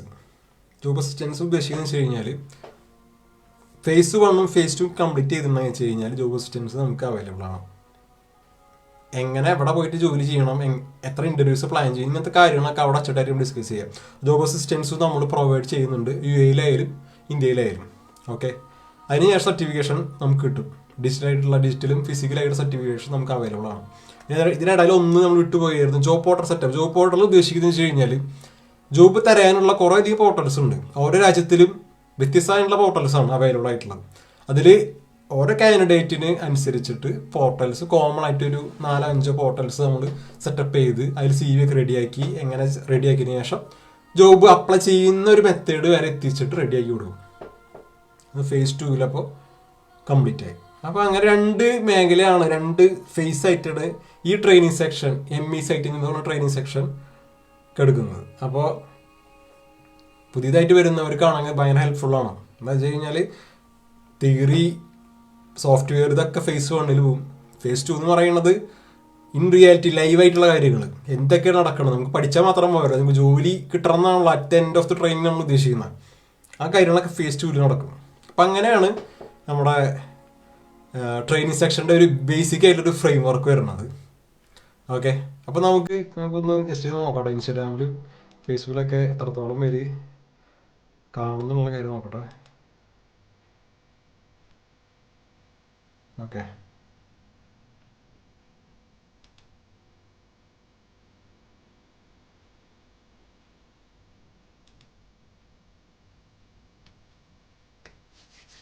അപ്പോൾ നമ്മൾ വീണ്ടും സ്ലൈഡ് കണ്ടിന്യൂ ചെയ്യണം. സ്ലൈഡ് കണ്ടിന്യൂ ചെയ്യുമ്പോൾ നമുക്ക് അടുത്തതായിട്ട് വരുന്നത് നമ്മൾ ഈ പറഞ്ഞ പോയിന്റ്സ് ഉണ്ടായിരുന്നില്ല, ഫേസ് 1 ഡിസ്കസ് ചെയ്ത പോയിന്റ്സ്. ഈ ഓരോ പോയിന്റ്സിലും സബ് ഹെഡിങ് ആയിട്ട് എന്തൊക്കെയാണ് വരുന്നത്, എന്തൊക്കെ കാര്യങ്ങളാണ് ഡിസ്കസ് ചെയ്തു പോകുന്നത്, അതാണ് ഇനി അടുത്ത വരാൻ പോകുന്ന ഒരു പോർഷൻ. അപ്പോൾ അതിൽ ആദ്യമായിട്ട് ഇവിടെ കാണുന്നത് നമുക്ക് ഓട്ടോകാഡാണ് വരുന്നത്. ഓട്ടോകാഡ് സോഫ്റ്റ്വെയറിൻ്റെ കാര്യമാണ് പറയുന്നത്. ഇതിൽ നോക്കിയിട്ടുണ്ടെങ്കിൽ എന്തൊക്കെ ടൂൾസാണ് ഉപയോഗിക്കുന്നത്, എന്തൊക്കെ ബേസിക് കാര്യങ്ങളാണ് യൂസ് ചെയ്യുന്നത്. ശരിക്കും പറഞ്ഞിട്ടുണ്ടെങ്കിൽ ഒരു സിലബസിൻ്റെ ചെറിയ ചെറിയ ഭാഗങ്ങളാണ് ഇതിൽ കൊടുത്തിരിക്കുന്നത്. എന്തൊക്കെയാണ് കവർ ചെയ്യുന്നത്, ഡ്രോയിങ്സ് എന്താണ്, എന്തൊക്കെ ടൂൾസാണ് ഉപയോഗിക്കുന്നത്, എന്തൊക്കെ ഷോർട്ട് കട്ട്സാണ് ഉപയോഗിക്കുന്നത്, ഇങ്ങനത്തെ കാര്യങ്ങളൊക്കെയാണ് നമുക്ക് കാണാൻ പറ്റുന്നത്. അതിനുശേഷം ഒരു സ്റ്റെപ്പ് കൂടി മുന്നോട്ട് പോകണമെന്ന് വെച്ചാൽ എന്തിനാണ് ഡ്രോയിങ്സിൻ്റെ ആവശ്യം, ഒരു ഇൻഡസ്ട്രി, ഒരു എഞ്ചിനീയറിംഗ് സെക്ടറിൽ എന്തിനാണ് ഡ്രോയിങ്സിൻ്റെ ആവശ്യം, എത്ര തരം ഡ്രോയിങ്സ് ഉണ്ട്. കൺസെപ്റ്റ് ഡ്രോയിങ്സ് ഉണ്ട്, ടെൻഡർ ഡ്രോയിങ് ഉണ്ട്, സ്കീമാറ്റിക് ഡ്രോയിങ് ഉണ്ട്, PNAD ഡ്രോയിങ് ഉണ്ട്, ജനറൽ ഡ്രോയിങ് ഉണ്ട്, ഡീറ്റെയിൽ ഡ്രോയിങ് ഉണ്ട്, ആർക്കിടെക്ചർ സ്ട്രക്ചറൽ ഡ്രോയിങ് ഉണ്ട്, ഫൗണ്ടേഷൻ ഡ്രോയിങ്സ് ഉണ്ട്. ഇതൊക്കെ ഇഷ്ടംപോലെ ടൈപ്പ് ഡ്രോയിങ്സ് ഉണ്ട്. ഓരോ ഫീൽഡിലും പറയുന്ന പേരും ഇതൊക്കെ വ്യത്യാസമായിരിക്കും, മീനിങ്സും വ്യത്യാസമായിരിക്കും. അപ്പോൾ ഇതൊക്കെ ജസ്റ്റ് ഇത് ജനറൽ ആയിട്ടുള്ള കുറച്ച് ഡ്രോയിങ്സിൻ്റെ പേരാണ് ഇവിടെ മെൻഷൻ ചെയ്തിരിക്കുന്നത്. ഇതിന് ഓരോന്നിനും യൂസ് ചെയ്യുന്ന സ്ഥലങ്ങളും വ്യത്യസ്തമാണ്. ഇപ്പോൾ കൺസെപ്റ്റ് ഡ്രോയിങ് ചെറിയ എക്സാമ്പിൾ എടുത്ത് നോക്കുകയാണെങ്കിൽ കൺസെപ്റ്റ് ഡ്രോയിങ് ഉദ്ദേശിക്കുന്നത് എന്താണ്, ഇനീഷ്യൽ സ്റ്റേജിൽ ഒരു ഡിസൈനറോ അല്ല ആർക്കിടെക്ചറോ ഡെവലപ്പ് ചെയ്തെടുക്കുന്ന ഒരു ഡ്രോയിങ് ആണ് കൺസെപ്റ്റ് ഡ്രോയിങ് എന്ന് പറയുന്നത്. ഓക്കെ, ജസ്റ്റ് അടുത്തൊരു സാധനം നോക്കാം. നമുക്ക് അടുത്ത് നോക്കുകയാണെങ്കിൽ വെച്ച് കഴിഞ്ഞാൽ ഒരു ജനറൽ ഡ്രോയിങ്സ്. ജനറൽ ഡ്രോയിങ് എന്ന് ഉദ്ദേശിക്കും, ജനറൽ ഡ്രോയിങ് എന്ന് പറഞ്ഞിട്ടുണ്ടെങ്കിൽ വെച്ച് കഴിഞ്ഞാൽ ലെജൻസും സിമ്പിൾസും കാര്യങ്ങളൊക്കെ വെച്ചിട്ടുള്ള ഒരു ഡ്രോയിങ് കാറ്റഗറിനെയാണ് ജനറൽ ഡ്രോയിങ് ഉദ്ദേശിക്കുന്നത്. സ്കീമാറ്റിക് ഡ്രോയിങ് അടുത്ത കൂടി നോക്കാം. സ്കീമാറ്റിക് ഡ്രോയിങ് എന്ന് വെച്ച് കഴിഞ്ഞാൽ റൈസേഴ്സ് എങ്ങനെയൊക്കെയാണ്. റൈസേഴ്സ് എന്ന് പറഞ്ഞിട്ടുണ്ടെങ്കിൽ വെച്ച് കഴിഞ്ഞാൽ ഇങ്ങനെ ലൈനായിട്ട് ഡ്രോയിങ്സ് ഇങ്ങനെ വരയ്ക്കാം. ഇതിപ്പോൾ നമ്മൾ 2Dയിൽ കുറേ ഡീറ്റെയിലിംഗ് ആയിട്ട് ചെയ്യാണ്ട് ഇങ്ങനെ സിംഗിൾ ലൈനിൽ വരച്ചിട്ട് ഇങ്ങനെ സിമ്പിളൊക്കെ ഇട്ടിട്ട് ഇങ്ങനെ പോകുന്ന ഒരു മെത്തേഡിനാണ് സ്കീമാറ്റിക് ഡ്രോയിങ്സ് എന്ന് പറയുന്നത്. ഇപ്പോൾ ഞാൻ റഫായിട്ട് പറഞ്ഞതാണ്, ഡീറ്റെയിൽ ആയിട്ട് പറഞ്ഞാൽ കുറേ കാര്യങ്ങൾ പറയാനുണ്ട്. അപ്പോൾ ഡീറ്റെയിൽ ആയിട്ട് നമ്മൾ സിലബസ് ട്രെയിനിങ് സെക്ഷനിലായിരിക്കും പറയാം.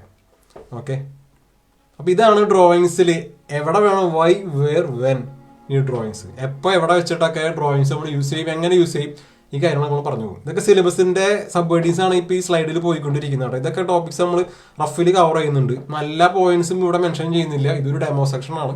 അപ്പോൾ അതുകൊണ്ട് ഈ ഒരു ME സൈറ്റിംഗ് എന്ന് പറഞ്ഞിട്ടുള്ള ഈ ഒരു പാക്കേജിൽ എന്തൊക്കെ വരും എന്ന് റഫിൽ ഒരു ഐഡിയ കിട്ടാൻ വേണ്ടിയിട്ടാണ് നമ്മൾ ഈ സ്ലൈഡുകളൊക്കെ ചെയ്യുന്നത്. അതിനുശേഷം സേഫ്റ്റിയിൽ കുറച്ച് കാര്യം പറയും. സേഫ്റ്റി എന്ന് വെച്ചാൽ മുന്നേ പറഞ്ഞ പോലെ തന്നെ ഒരു കൺസ്ട്രക്ഷൻ സൈറ്റിൽ സേഫ്റ്റി ഇല്ലാണ്ട് ഒരു കാര്യം നടക്കില്ല. ഫസ്റ്റ് സേഫ്റ്റി ഉണ്ടെങ്കിലാണ് ബാക്കിയുള്ള പണി ചെയ്യാൻ പറ്റുള്ളൂ. വർക്ക് ചെയ്യുന്ന ലേബേഴ്സ് ആയാലും ടെക്നീഷ്യൻസ് ആയാലും പ്രോപ്പറായിട്ട് വർക്ക് ചെയ്തില്ലെങ്കിൽ വെച്ച് കഴിഞ്ഞാൽ എന്തെങ്കിലും ഇഞ്ചുറീസോ പ്രശ്നമോ ഉണ്ടെങ്കിൽ വെച്ചാൽ എന്തുണ്ടാവും? പ്രൊജക്റ്റ് കണ്ടിന്യൂ ചെയ്യാൻ പറ്റില്ല, ലോസ് വരും, ഡിലേ വരും, റിസ്ക് കൂടും. ഇതൊക്കെ പ്രശ്നങ്ങൾ സേഫ്റ്റി ലോസ് കഴിഞ്ഞാൽ നടക്കും. അപ്പോൾ അതുകൊണ്ട് സേഫ്റ്റി ഭയങ്കര മുഖ്യമാണ് ചുരുക്കി പറഞ്ഞു കഴിഞ്ഞാൽ. അപ്പോൾ prevent accidents and injuries, reduce the work place hazards, ensure the worker wellbeing. ഒരു വെല്ലായിട്ട് വർക്കറിന് എന്താ പറയുക, വലിയ പ്രശ്നങ്ങളില്ലാണ്ട് വർക്ക് ചെയ്യിപ്പിക്കുക, അതാണ് സേഫ്റ്റി എഞ്ചിനീയറുടെ ഒരു ആവശ്യം വരുന്നത്. കോസ്റ്റ് സേവിങ് ചെയ്യുക, പ്രിവെന്റ് ഡിലേസ് ചെയ്യുക, മെഡിക്കൽ എക്സ്പെൻസ്, അതുപോലെ ലീഗൽ ലയബിലിറ്റീസ്, ഇങ്ങനത്തെ കാര്യങ്ങളൊക്കെ റെഡി. പ്രൊഡക്ടിവിറ്റി കൂട്ടാം. സേഫായിട്ട് വർക്ക് ചെയ്യുമ്പോൾ എന്തുണ്ടാവും? പ്രൊഡക്റ്റീവായിട്ട് എല്ലാവർക്കും വർക്ക് ചെയ്യാൻ പറ്റും. പിന്നെ അതുപോലെ തന്നെ വർക്ക് ചെയ്യുന്ന ആൾക്കാരുടെ കോൺഫിഡൻസ് കൂടും. ഇങ്ങനത്തെ കാര്യം നടക്കും. അതുപോലെ തന്നെ ഇംപ്രൂവ്സ് പ്രൊജക്ട് ക്വാളിറ്റി. കുറച്ച് ആക്സിഡൻറ്റ് ഉണ്ടാവുള്ളൂ, സ്മൂത്തായിട്ട് ഓപ്പറേഷൻ നടക്കുന്നുണ്ട്, ബെറ്റർ പ്രൊജക്ട് ഔട്ട്കം. അപ്പോൾ ഒരു കൺസ്ട്രക്ഷൻ സേഫ്റ്റിയിലത്തെ മെയിനായിട്ടുള്ള പോയിന്റ്സിൽ ഇങ്ങനെ പറഞ്ഞു പോകുന്നുണ്ട്. അപ്പോൾ കൺസ്ട്രക്ഷൻ സേഫ്റ്റി നമ്മൾ ഓൾറെഡി നമ്മുടെ ഫേസ് 1 ടോപ്പിക്കിൽ ഇൻക്ലൂഡഡ് ആണ് ഈ ഒരു പാക്കേജിൽ. അതിനുശേഷം ഞാൻ പറഞ്ഞു നമ്മുടെ ഫേസ് 1 നമ്മൾ എല്ലാ ടോപ്പിക്കും കവർ ചെയ്യുന്നുണ്ട്. കൺസ്ട്രക്ഷൻ മേഖലത്തെ estimation, planning, QS, safety, quality, ഇതൊക്കെ നമ്മൾ കവർ ചെയ്യുന്നുണ്ട്. അതിൻ്റെ ഒരു പോയിന്റാണ് പ്രൊജക്ട് പ്ലാനിങ്. പ്രൊജക്ട് പ്ലാനിങ് ഉദ്ദേശിക്കുന്നത് വെച്ച് കഴിഞ്ഞാൽ ഒരു പ്രൊജക്ട് പ്ലാനിങ് ഒരു സൈക്കിൾ കണ്ടോ, project life cycle. Project life cycle ഉദ്ദേശിക്കുന്നത് വെച്ച് കഴിഞ്ഞാൽ ഇനീഷ്യേഷൻ ഉണ്ടായിരിക്കും, പ്ലാനിങ് ഉണ്ടായിരിക്കും, എക്സിക്യൂഷൻ ഉണ്ടായിരിക്കും, പിന്നെ അവസാനം എന്ത് ചെയ്യും? പ്രൊജക്ട് ക്ലോസ് ചെയ്യും. പ്രൊജക്ട് ക്ലോസ് ചെയ്യുന്നത് വെച്ച് കഴിഞ്ഞാൽ പ്രൊജക്ട് ഹാൻഡ് ഓവർ ചെയ്യും. അതിനാണ് ക്ലോസിംഗ് ഉദ്ദേശിക്കുന്നത്. അതിനുശേഷം പിന്നെ ഒരു 5 വർഷം കഴിഞ്ഞിട്ടുണ്ടെങ്കിൽ പ്രൊജക്റ്റിൻ്റെ മെയിൻ്റെനൻസ് സ്റ്റാർട്ട് ചെയ്യും. ഇതൊരു സൈക്കിളാണ്, 360 ഒരു സൈക്കിളാണ്. അപ്പോൾ പ്രൊജക്ട് പ്ലാനിങ്ങിൽ എന്തൊക്കെയാണ് നമ്മൾ ചെയ്യുന്നത്, ഈ കാര്യങ്ങളൊക്കെ ഈ പ്രൊജക്ട് പ്ലാനിങ് എന്ന് പറഞ്ഞിട്ടുള്ള ഈ ഒരു ടോപ്പിക്കിൽ നമ്മൾ ഡിസ്കസ് ചെയ്തു പോകും. ഈ 360 നമ്മൾ കണ്ടുല്ലോ. ഇതിൽ ഓരോന്നിനും കുറച്ച് കാര്യങ്ങൾ നമുക്ക് പറഞ്ഞു പോകാനുണ്ട്. അപ്പോൾ ഇതെല്ലാതും ഈ പ്രൊജക്ട് പ്ലാനിങ് എന്ന് പറഞ്ഞിട്ടുള്ള ഹെഡിങ്ങിലായിരിക്കും പറയാം. അതിനുശേഷം നമ്മൾ പറഞ്ഞിരുന്നു സൈറ്റ് എഞ്ചിനീയർ ആവാൻ വേണ്ടിയിട്ട് ഒരു ഇലക്ട്രിക്കലോ മെക്കാനിക്കലോ സിവിലോ മാത്രം പഠിച്ചാൽ പോരാ. അതായത് ഉദ്ദേശിക്കുന്നത് വെച്ച് കഴിഞ്ഞാൽ ഇതിന് 3 പറ്റിയും നോളജ് ഉണ്ടായിരിക്കണം. ഒരു പെർട്ടിക്കുലർ ഡിസിപ്ലിനെ പറ്റി മാത്രം അറിഞ്ഞുകൊണ്ട് കാര്യമില്ല, എല്ലാ ഡിസിപ്ലിനെ പറ്റി നോളജ് വേണം. അപ്പോൾ MEC ആയിട്ട് എന്ന് പറഞ്ഞിട്ടുള്ള വെർഷൻ 1 എന്ന് പറഞ്ഞിട്ടുള്ള ഈ കരിക്കുലർ അക്കാദമിയുടെ ട്രെയിനിങ് സെക്ഷനിൽ നമ്മൾ മെക്കാനിക്കലും ഇലക്ട്രിക്കലും സിവിലും നമ്മൾ ഡിസ്കസ് ചെയ്ത് പോകുന്നുണ്ട്. അപ്പോൾ നിങ്ങൾ പഠിച്ചത് ചിലപ്പോൾ ഇലക്ട്രിക്കലായിരിക്കാം, സിവിലിനെ പറ്റി നോളജ് ഉണ്ടാവില്ല. നിങ്ങൾ പഠിച്ച മെക്കാനിക്കലായിരിക്കാം, സിവിലിനെ പറ്റി നോളജ്, സിവിലിന് മെക്കാനിക്കിനും ഇലക്ട്രിക്കലിനെ പറ്റി നോളജ് ഉണ്ടാവില്ല. അപ്പോൾ ഇതെല്ലാതും ഈ സൈറ്റ് എഞ്ചിനീയറിൽ നമ്മൾ കവർ ചെയ്ത് പോകുന്നുണ്ട്. അപ്പോൾ അതിൻ്റെ സിമ്പിളായിട്ടുള്ള സിവിലിൽ നമ്മൾ കവർ ചെയ്ത് പോകുന്ന ടോപ്പിക്സാണ് ഇതിൽ കാട്ടിയിരിക്കുന്നത്. എന്തൊക്കെയാണ് ബേസിക് ആയിട്ടുള്ള കാര്യങ്ങളാണ്. ഇന്റേണൽ വാൾസ്, എക്സ്റ്റേണൽ വാൾസ്, പിന്നെ എന്തൊക്കെ ബാക്ക് ഫീലിംഗ് എന്തൊക്കെയാണ് ചെയ്യുന്നത്, ഇങ്ങനത്തെ കാര്യങ്ങളൊക്കെ ഇതിൽ പറഞ്ഞു പോകുന്നുണ്ട്. കൂടുതൽ ഡീറ്റെയിൽസിലും കടക്കുന്നൊരു ഡെമോ സെക്ഷനാണ്. അതിനുശേഷം അതിലൊരു സ്റ്റെപ്പ് കൂടി നമ്മൾ മുന്നോട്ട് പോകുകയാണെന്ന് വെച്ച് കഴിഞ്ഞാൽ എന്തൊക്കെ ടൈപ്പ് ഓഫ് കൺസ്ട്രക്ഷൻ, എന്തൊക്കെയാണ് നമ്മൾ കൺസ്ട്രക്ഷൻ ഫീൽഡിൽ എന്തൊക്കെ കാറ്റഗറിയാണ് നമുക്കുള്ളത്. അതിലിപ്പോൾ റെസിഡൻഷ്യൽ കൺസ്ട്രക്ഷൻ ഉണ്ട്, കൊമേഴ്ഷ്യൽ കൺസ്ട്രക്ഷൻ ഉണ്ട്, അതുപോലെ തന്നെ ഇൻഡസ്ട്രിയൽ കൺസ്ട്രക്ഷൻ ഉണ്ട്, ഇൻഫ്രാസ്ട്രക്ചർ കൺസ്ട്രക്ഷൻ ഉണ്ട്. ഓക്കെ, അതിൽ ഓരോന്നിനും കാറ്റഗറി പോകണമെന്ന് വെച്ച് കഴിഞ്ഞാൽ റെസിഡൻഷ്യൽ എന്ന് ഉദ്ദേശിക്കുന്നത് വെച്ച് കഴിഞ്ഞാൽ സിംഗിൾ സ്റ്റോറി, മൾട്ടി സ്റ്റോറി, അതായത് ഒരു നിലയുള്ള വീട്, ഒരു 3 നില 2 നിലയുള്ള വീടിനെയാണ് അത് റെസിഡൻഷ്യൽ സ്പേസ്. റെസിഡൻഷ്യൽ ഉദ്ദേശിക്കുന്നത് ആളുകൾ താമസിക്കുന്ന ഒരു പെർട്ടിക്കുലർ ഒരു ബിൽഡിങ്ങിന് റെസിഡൻഷ്യൽ സ്പേസ് എന്ന് ഉദ്ദേശിക്കുന്നത്. ഓക്കെ, അതിനുശേഷം കൊമേഴ്ഷ്യൽ വരുന്നത്. കൊമേഴ്ഷ്യൽ എന്ന് ഉദ്ദേശിക്കുന്നത് വെച്ച് കഴിഞ്ഞാൽ ഓഫീസ് സ്പേസ്, ടവർ എന്ന് പറഞ്ഞിട്ടുണ്ടെങ്കിൽ ഹൈ റൈസ് ബിൽഡിംഗ് ആണ് ഉദ്ദേശിക്കുന്നത്. ഒരു 7+ ഫ്ലോറുള്ള അല്ല 8+ ഫ്ലോറുള്ള ബിൽഡിങ്സിനെയാണ് ജനറലി ഹൈ റൈസ് ബിൽഡിങ്സ് എന്ന് പറയുന്നത്. ഹൈ റൈസ് ബിൽഡിങ്സ്, അതുപോലെ ഷോപ്പിംഗ് മാള് പ്രത്യേകിച്ച് പറഞ്ഞു തരേണ്ട ആവശ്യമില്ല. ഷോപ്പിംഗ് മാള്, പിന്നെ അതുപോലെ പാർക്ക്, പിന്നെ സ്റ്റോറേജ് സ്പേസുകൾ ഇപ്പോൾ ഇതൊക്കെ കണ്ടിട്ടില്ല നമ്മൾ, കോൾഡ് സ്റ്റോറേജ് സ്പേസ് ഒക്കെ. ഇതൊക്കെ കൊമേഴ്ഷ്യൽ കാറ്റഗറിയുടെ അണ്ടറിൽ വരുന്ന ടൈപ്പ് ഓഫ് പ്രൊജക്ട്സ് ആണ്. ഇപ്പോൾ അങ്ങനെ വെയർ ഹൗസ് ഉദ്ദേശിക്കുന്നതിനാണ്. വെയർ ഹൗസ് കുറേ മെറ്റീരിയൽസ് ആണ് സ്റ്റോക്ക് ചെയ്ത് വെക്കാനും അങ്ങനെ കുറേ മെറ്റീരിയൽ പുറത്തേക്ക് കൊണ്ടുപോകാനൊക്കെ അങ്ങനത്തെ ഒരു കാറ്റഗറി ഒരു ഇതാണ് വെയർ ഹൗസ് ഉദ്ദേശിക്കുന്നത്. ഇതെല്ലാതും കൊമേഴ്ഷ്യൽ അണ്ടറിലാണ് വരുന്നത്. അപ്പോൾ റെസിഡൻഷ്യൽ കഴിഞ്ഞ് കൊമേഴ്ഷ്യൽ കഴിഞ്ഞ് ഇനി വരുന്നതാണ് ഇൻഫ്ര ഉദ്ദേശിക്കുന്നത് ഇൻഫ്രാസ്ട്രക്ചർ വർക്ക് എന്നൊക്കെ കുറേ കേട്ടിട്ടുണ്ടോ. ഇൻഫ്ര പ്രൊജക്റ്റാണ് ഞങ്ങൾ ചെയ്യുന്നത്, ഇൻഫ്രാസ്ട്രക്ചറിലെ കാര്യം ഇങ്ങനെയാണ് ഞങ്ങൾ ചെയ്യുന്നത്, അങ്ങനെ കേട്ടിട്ടുണ്ടെങ്കിൽ കഴിഞ്ഞാൽ മനസ്സിലാവും. ഇൻഫ്ര ഉദ്ദേശിച്ച് ചുരുക്കി പറഞ്ഞിട്ടുണ്ടെങ്കിൽ അതായത് road, bridge, railway, tunnel, dam, പിന്നെ വലിയ സപ്ലൈൻസ് ഇലക്ട്രിക്കല്, പ്ലംബിങ്ങിൻ്റെ, വാട്ടറിൻ്റെ വലിയ ലൈൻസ് പോകണുണ്ടല്ലേ. ഇപ്പോൾ നമ്മുടെ കേരളത്തിൽ നിന്ന് തമിഴ്നാട്ടിലേക്ക് പോകണ ഒരു പൈപ്പ് ലൈൻ, അതുപോലെ തന്നെ ബാംഗ്ലൂരിൽ നിന്ന് കേരളത്തിലേക്ക് വരുന്ന വലിയൊരു ഗ്രിഡ് ലൈനോ അങ്ങനത്തെ ലൈൻ, അങ്ങനത്തെ സാധനങ്ങളൊക്കെയാണ് ഇൻഫ്രാ പ്രൊജക്റ്റിന് ഉദ്ദേശിക്കുന്നത്. അതായത് അതിങ്ങനെ എന്താ പറയുന്ന മെയിനായിട്ടുള്ള ഒരു ലൈൻസ് പോലെ ഇങ്ങനെ പോകുന്ന ഒരു സാധനമാണ്. അതായത് കുറേ അധികം ഒരു സിംഗിൾ ലൈൻ ആയിരിക്കും, മെയിൻ ലൈൻസ് ആയിരിക്കും അത്. ഇൻഫ്രാസ്ട്രക്ചറിലെ പ്രൊജക്റ്റ് ചിലപ്പോൾ നെറ്റ്വർക്ക് ആയിരിക്കാം, പ്ലംബിങ്ങിൻ്റെ മെയിൻ ആയിട്ടുള്ള കണക്ഷൻസ് ആയിരിക്കും. ഒരു പ്രൊജക്റ്റിന് ചെറിയൊരു ബിൽഡിംഗ് ആണ്, ആ ബിൽഡിങ്ങിന് ചുറ്റും ഇൻഫ്രാ കണക്ഷൻസ് ഉണ്ടായിരിക്കാം. അതായത് ചിലപ്പോൾ ഒരു പെർട്ടിക്കുലർ ഒരു ടൗൺ പ്ലാനിങ് ചെയ്യുന്ന സമയത്ത് ചിലപ്പോൾ ഡ്രെയിനേജിൻ്റെ പൈപ്പൊക്കെ പോകുന്നത് ഇൻഫ്രയിൽ പെട്ടതാണ്. ഡ്രെയിനേജിൻ്റെ പൈപ്പുകൾ ഒരു മാൻഹോളിൽ നിന്ന് അടുത്ത മാൻഹോളിലേക്ക് വലിയ പൈപ്പുകളൊക്കെ ഇങ്ങനെ പോകുന്നുണ്ടാവും. അതിന് കണക്ട് ചെയ്ത് പോകും. ചിലപ്പോൾ ഒരു പെർട്ടിക്കുലർ സിറ്റിയുടെ ബോർഡറിലായിരിക്കും പോകുന്നുണ്ടാവുക, ഒരു വലിയ ഒരു പെർട്ടിക്കുലർ പ്രൊജക്റ്റിൻ്റെ എൻഡിയോടെ ആയിരിക്കും പോകുന്നത്. ഇതൊക്കെയാണ് ഇൻഫ്രാ ഉദ്ദേശിക്കുന്നത്. ഇൻഫ്രാ ഇപ്പോൾ road work, bridge work, road വർക്കിൽ പോകുന്ന സൈഡിലൂടെ പോകുന്ന ലൈനൊക്കെ വെള്ളത്തിൻ്റെയും വാട്ടറിൻ്റെ ഇലക്ട്രിസിറ്റിയുടെ ഒക്കെ പോകുന്ന ഡ്രെയിനേജിൻ്റെ ഇതൊക്കെ ഇൻഫ്രയിൽ പെട്ടതാണ്. അപ്പോൾ ഈ ഒരു പ്രൊജക്റ്റ് എന്ന് പറയുമ്പോൾ ഇൻഫ്ര എന്ന് പറഞ്ഞിട്ടുണ്ടെങ്കിൽ ഓർക്കേണ്ട കാര്യം ഈ ടൈപ്പ് ഓഫ് പ്രൊജക്ട്സ് ആണ്. മനസ്സിലായില്ലേ? അതിനുശേഷം ഇൻഡസ്ട്രിയൽ പ്രൊജക്ട്സ്. ഇൻഡസ്ട്രിയിൽ എന്ന് വെച്ച് കഴിഞ്ഞാൽ ഫാക്ടറി, വെയർ ഹൗസ്, അതുപോലെ തന്നെ പവർ പ്ലാന്റ്സ്, പിന്നെ പ്രോസസ്സിങ് പ്ലാന്റ്സ്, ഇതൊക്കെ ഇൻഡസ്ട്രി ഗ്രേഡിലുള്ള പ്രൊജക്ട്സ് ആണ്. അപ്പോൾ ഇതാണ് ഒരു ടൈപ്പ് ഓഫ് കൺസ്ട്രക്ഷൻ എന്ന് പറയുന്ന സമയത്ത് റെസിഡൻഷ്യലി, കൊമേഴ്ഷ്യലി, അതുപോലെ ഇൻഡസ്ട്രിയൽ, ഇൻഫ്രാസ്ട്രക്ചർ പ്രൊജക്ട്സ്. അപ്പോൾ ഇതൊക്കെയാണ് കാറ്റഗറി ഓഫ് പ്രൊജക്ട്സിൽ നമ്മൾ ഡിസ്കസ് ചെയ്യുന്നത്. ഓക്കെ, അപ്പോൾ നമുക്ക് അടുത്തൊരു സ്ലൈഡിലേക്ക് പോകുകയാണെന്ന് വെച്ച് കഴിഞ്ഞാൽ നമ്മൾ മെക്കാനിക്കലി കിടക്കാൻ പോവാണ്. മെക്കാനിക്കൽ സ്റ്റുഡൻസ് ആരെങ്കിലും വെച്ച് കഴിഞ്ഞാൽ പെട്ടെന്ന് മനസ്സിലാവും. ഇത് കുറേ കേട്ടിട്ടുള്ളതുകൊണ്ട് പരിചയം ഉണ്ടായിരിക്കും. HVAC, ഹീറ്റിംഗ് അതായത് heating, ventilation, air conditioning. The term HVAC is used to describe the complete home comfort system that can be used to heat and cool your home as well as provide and improve the indoor air quality. HVAC ഉദ്ദേശിക്കുന്നത് ഒരു ബിൽഡിങ്ങിലോ ഒരു പ്രൊജക്റ്റിലോ മനുഷ്യന്മാർക്ക് ജീവിക്കാൻ പറ്റുന്ന രീതിയിൽ നല്ല quality ആയിട്ടുള്ള air, കംഫർട്ടായിട്ടുള്ള air, വലിയ പ്രശ്നങ്ങളില്ലാത്ത സ്മെല്ലൊന്നും വരാത്തെന്ന് വെച്ച് കഴിഞ്ഞാൽ ഫൗളായിട്ടുള്ള സ്മെല്ലൊന്നും വരാത്ത രീതിയിൽ ഒരു ബിൽഡിങ്ങിനെ മെയിൻറ്റെയിൻ ചെയ്യാം. ഹീറ്റിനും എന്താ പറയുന്ന തണുപ്പിക്കാനും ചൂട് വരുന്ന സമയത്ത് തണുപ്പിക്കുക, അങ്ങനെ ബാലൻസ് ചെയ്തുകൊണ്ടാണ് HVAC സിസ്റ്റം. ഇതൊക്കെ റഫായിട്ട് പറയണം കേട്ടോ, ഡീറ്റെയിലിംഗ് അല്ല. ഇത് ഇങ്ങനെയാണല്ലോ അങ്ങനെയൊന്നും പറയണ്ട, ഇത് സിമ്പിളായിട്ട് ഞാൻ എക്സ്പ്ലെയിൻ ചെയ്ത് തന്നതാണ്. ഇങ്ങനെ ഒരു സെറ്റപ്പിനെയാണ് HVAC എന്ന് ഉദ്ദേശിക്കുന്നത്. മെയിനായിട്ട് എയർ കണ്ടീഷനിങ് ചെയ്യാം, ഹീറ്റിംഗ്, വെന്റിലേഷൻ ചെയ്യാം. അതിന് തന്നെ കാറ്റഗറി വരാണെന്ന് വെച്ച് കഴിഞ്ഞാൽ സപ്ലൈ എയർ ഡക്റ്റ് ഉണ്ട്, റിട്ടേൺ എയർ ഡക്റ്റ് ഉണ്ട്, ഫ്രഷ് എയർ ഡക്റ്റ് ഉണ്ട്, എക്സോസ്റ്റ് എയർ ഡക്റ്റ് ഉണ്ട്. അപ്പോൾ ഈ ഡക്റ്റിൻ്റെ കാര്യമാണ് പറയുന്നത് നമ്മൾ. പിന്നെ അതുപോലെ തന്നെ ഹീറ്റിങ് യൂറോപ്പിൽ നോക്കുകയാണെന്ന് വെച്ചാൽ യൂറോപ്പിൽ തണുപ്പ് AC വെക്കേണ്ട ആവശ്യമില്ല. ഇവിടെ ഓൾറെഡി ഹീറ്റിംഗ് ആണ് നമുക്ക് ആവശ്യം. അപ്പോൾ യൂറോപ്പിലുള്ള മെത്തേഡ്സ് എന്തൊക്കെയാണ് ഹീറ്റിങ്ങിന് വേണ്ടിയിട്ട്, എന്തൊക്കെയാണ് നമ്മൾ ചെയ്യുന്നത്? ബോയിലറാണോ വയ്ക്കുന്നത്, നോർമലി കോംബി ബോയിലറാണോ വയ്ക്കുന്നത്, അങ്ങനത്തെ കുറച്ച് കാര്യങ്ങളൊക്കെ നമ്മൾ ഇതിൽ നമ്മൾ ഡിസ്കസ് ചെയ്തു. കുറച്ച് കാര്യങ്ങളല്ല, ഡീറ്റെയിൽ ആയിട്ട് നമ്മൾ പറഞ്ഞു പോകും. പിന്നെ അടുത്താണ് അതിൻ്റെ ഡ്രോയിങ്സും കാര്യങ്ങളും മെക്കാനിക്കൽ നമ്മൾ ഡിസ്കസ് ചെയ്തു പോകും. ഇലക്ട്രിക്കൽ, ഇപ്പോൾ ഡ്രെയിനേജിൻ്റെ കാര്യം, sewage network, rain water drainage network, ഇങ്ങനത്തെ കാര്യങ്ങളും ഇതിന് ഡിസ്കസ് ചെയ്ത് നമ്മൾ പോകും.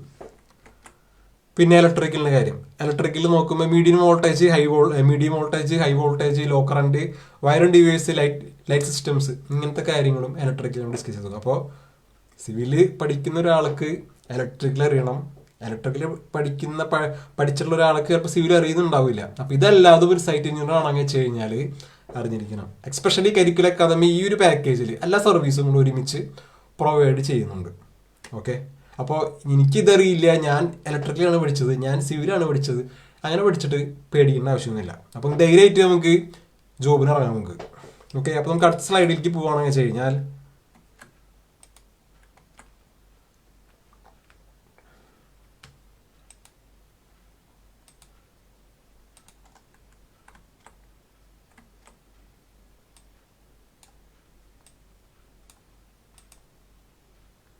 അതിന് മുന്നേ എത്ര പേര് ഇപ്പോൾ ലൈവ് കാണുന്നുണ്ട് നോട്ടാട്ടോ.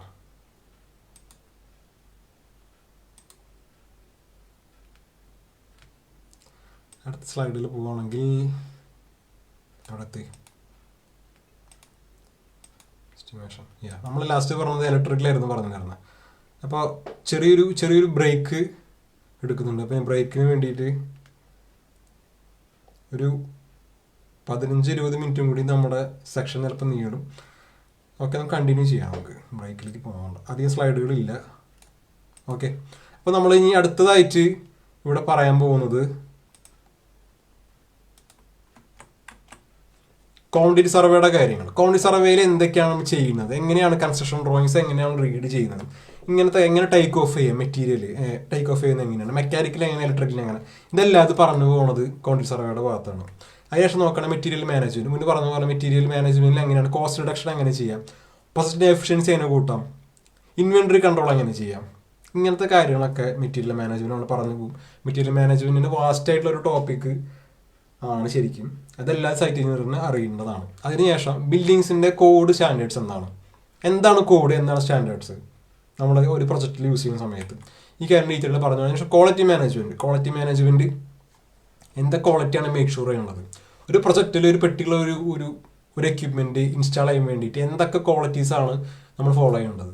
ഒരു പ്രൊജക്റ്റിലേക്ക് ഒരു മെറ്റീരിയൽ വരുന്ന സമയത്ത് എന്തൊക്കെ ക്വാളിറ്റീസ് നമ്മൾ ചെക്ക് ചെയ്യണം, എന്തൊക്കെ ഡോക്യുമെന്റേഷൻ നമ്മൾ ചെയ്യണം, ഇങ്ങനത്തെ കാര്യങ്ങളൊക്കെ നമ്മൾ ഈ ക്വാളിറ്റി മാനേജ്മെന്റിൽ നമ്മൾ പറഞ്ഞു. അതിനുശേഷം സൂപ്പർവൈസിങ് സിസ്റ്റം ഉദ്ദേശിക്കുന്നത് വെച്ച് കഴിഞ്ഞാൽ ഒരു പ്രൊജക്റ്റിൽ ഞാൻ മുന്നേ പറഞ്ഞ പോലെ തന്നെ കുറേ അധികം ഒരു ടീം വർക്കാണ് ഒരു പ്രൊജക്റ്റ് എന്ന് പറഞ്ഞിട്ടുണ്ടെങ്കിൽ. അപ്പോൾ കുറേ അധികം ആൾക്കാർ വരും. അപ്പോൾ എക്സ്പെഷ്യലി സൈറ്റ് എഞ്ചിനീയറിന്റെ റോളിൽ നിൽക്കുന്ന ഒരു പ്രൊഫഷണൽ ആണെന്ന് വെച്ച് കഴിഞ്ഞാൽ അവരൊക്കെ മാനേജ് ചെയ്യണം. എങ്ങനെ മാനേജ് ചെയ്യും അവരൊക്കെ, നമ്മൾ ഫിസിക്കലി കമ്മ്യൂണിക്കേറ്റ് ചെയ്തുകൊണ്ട് മാനേജ് ചെയ്യാം, ഡോക്യുമെന്റ് പേപ്പർ വർക്കിൽ നമുക്ക് മാനേജ് ചെയ്യാം. അപ്പം ഇങ്ങനത്തെ കുറച്ച് കാര്യങ്ങൾ ഇതെല്ലാം നമ്മൾ ഡിസ്കസ് ചെയ്ത് പോകുന്നത് ME സൈറ്റ് എഞ്ചിനീയറുടെ ഈ സൂപ്പർവൈസ് സിസ്റ്റം എന്ന് പറഞ്ഞിട്ടുള്ള ഈ ഒരു പെട്ടി ടോപ്പിക്കിലായിരിക്കും ഈ കാര്യങ്ങളൊക്കെ പറഞ്ഞു പോകുന്നത്. ഓക്കെ, അതിനുശേഷം നമ്മൾ പിന്നെ വരുന്നതാണ് അതിലൊരു സ്റ്റെപ്പ് കൂടി പറഞ്ഞു പോകുകയാണെന്ന് വെച്ച് കഴിഞ്ഞാൽ സ്റ്റാൻഡേർഡ്സും കോഡ്സും. പ്രൊജക്റ്റ് വാലിഡേഷനിൽ നാം പറഞ്ഞു പോകുന്ന കാര്യമാണ് സ്റ്റാൻഡേർഡ്സ് എന്നാണ്, കോഡ്സ് എന്നാണ്.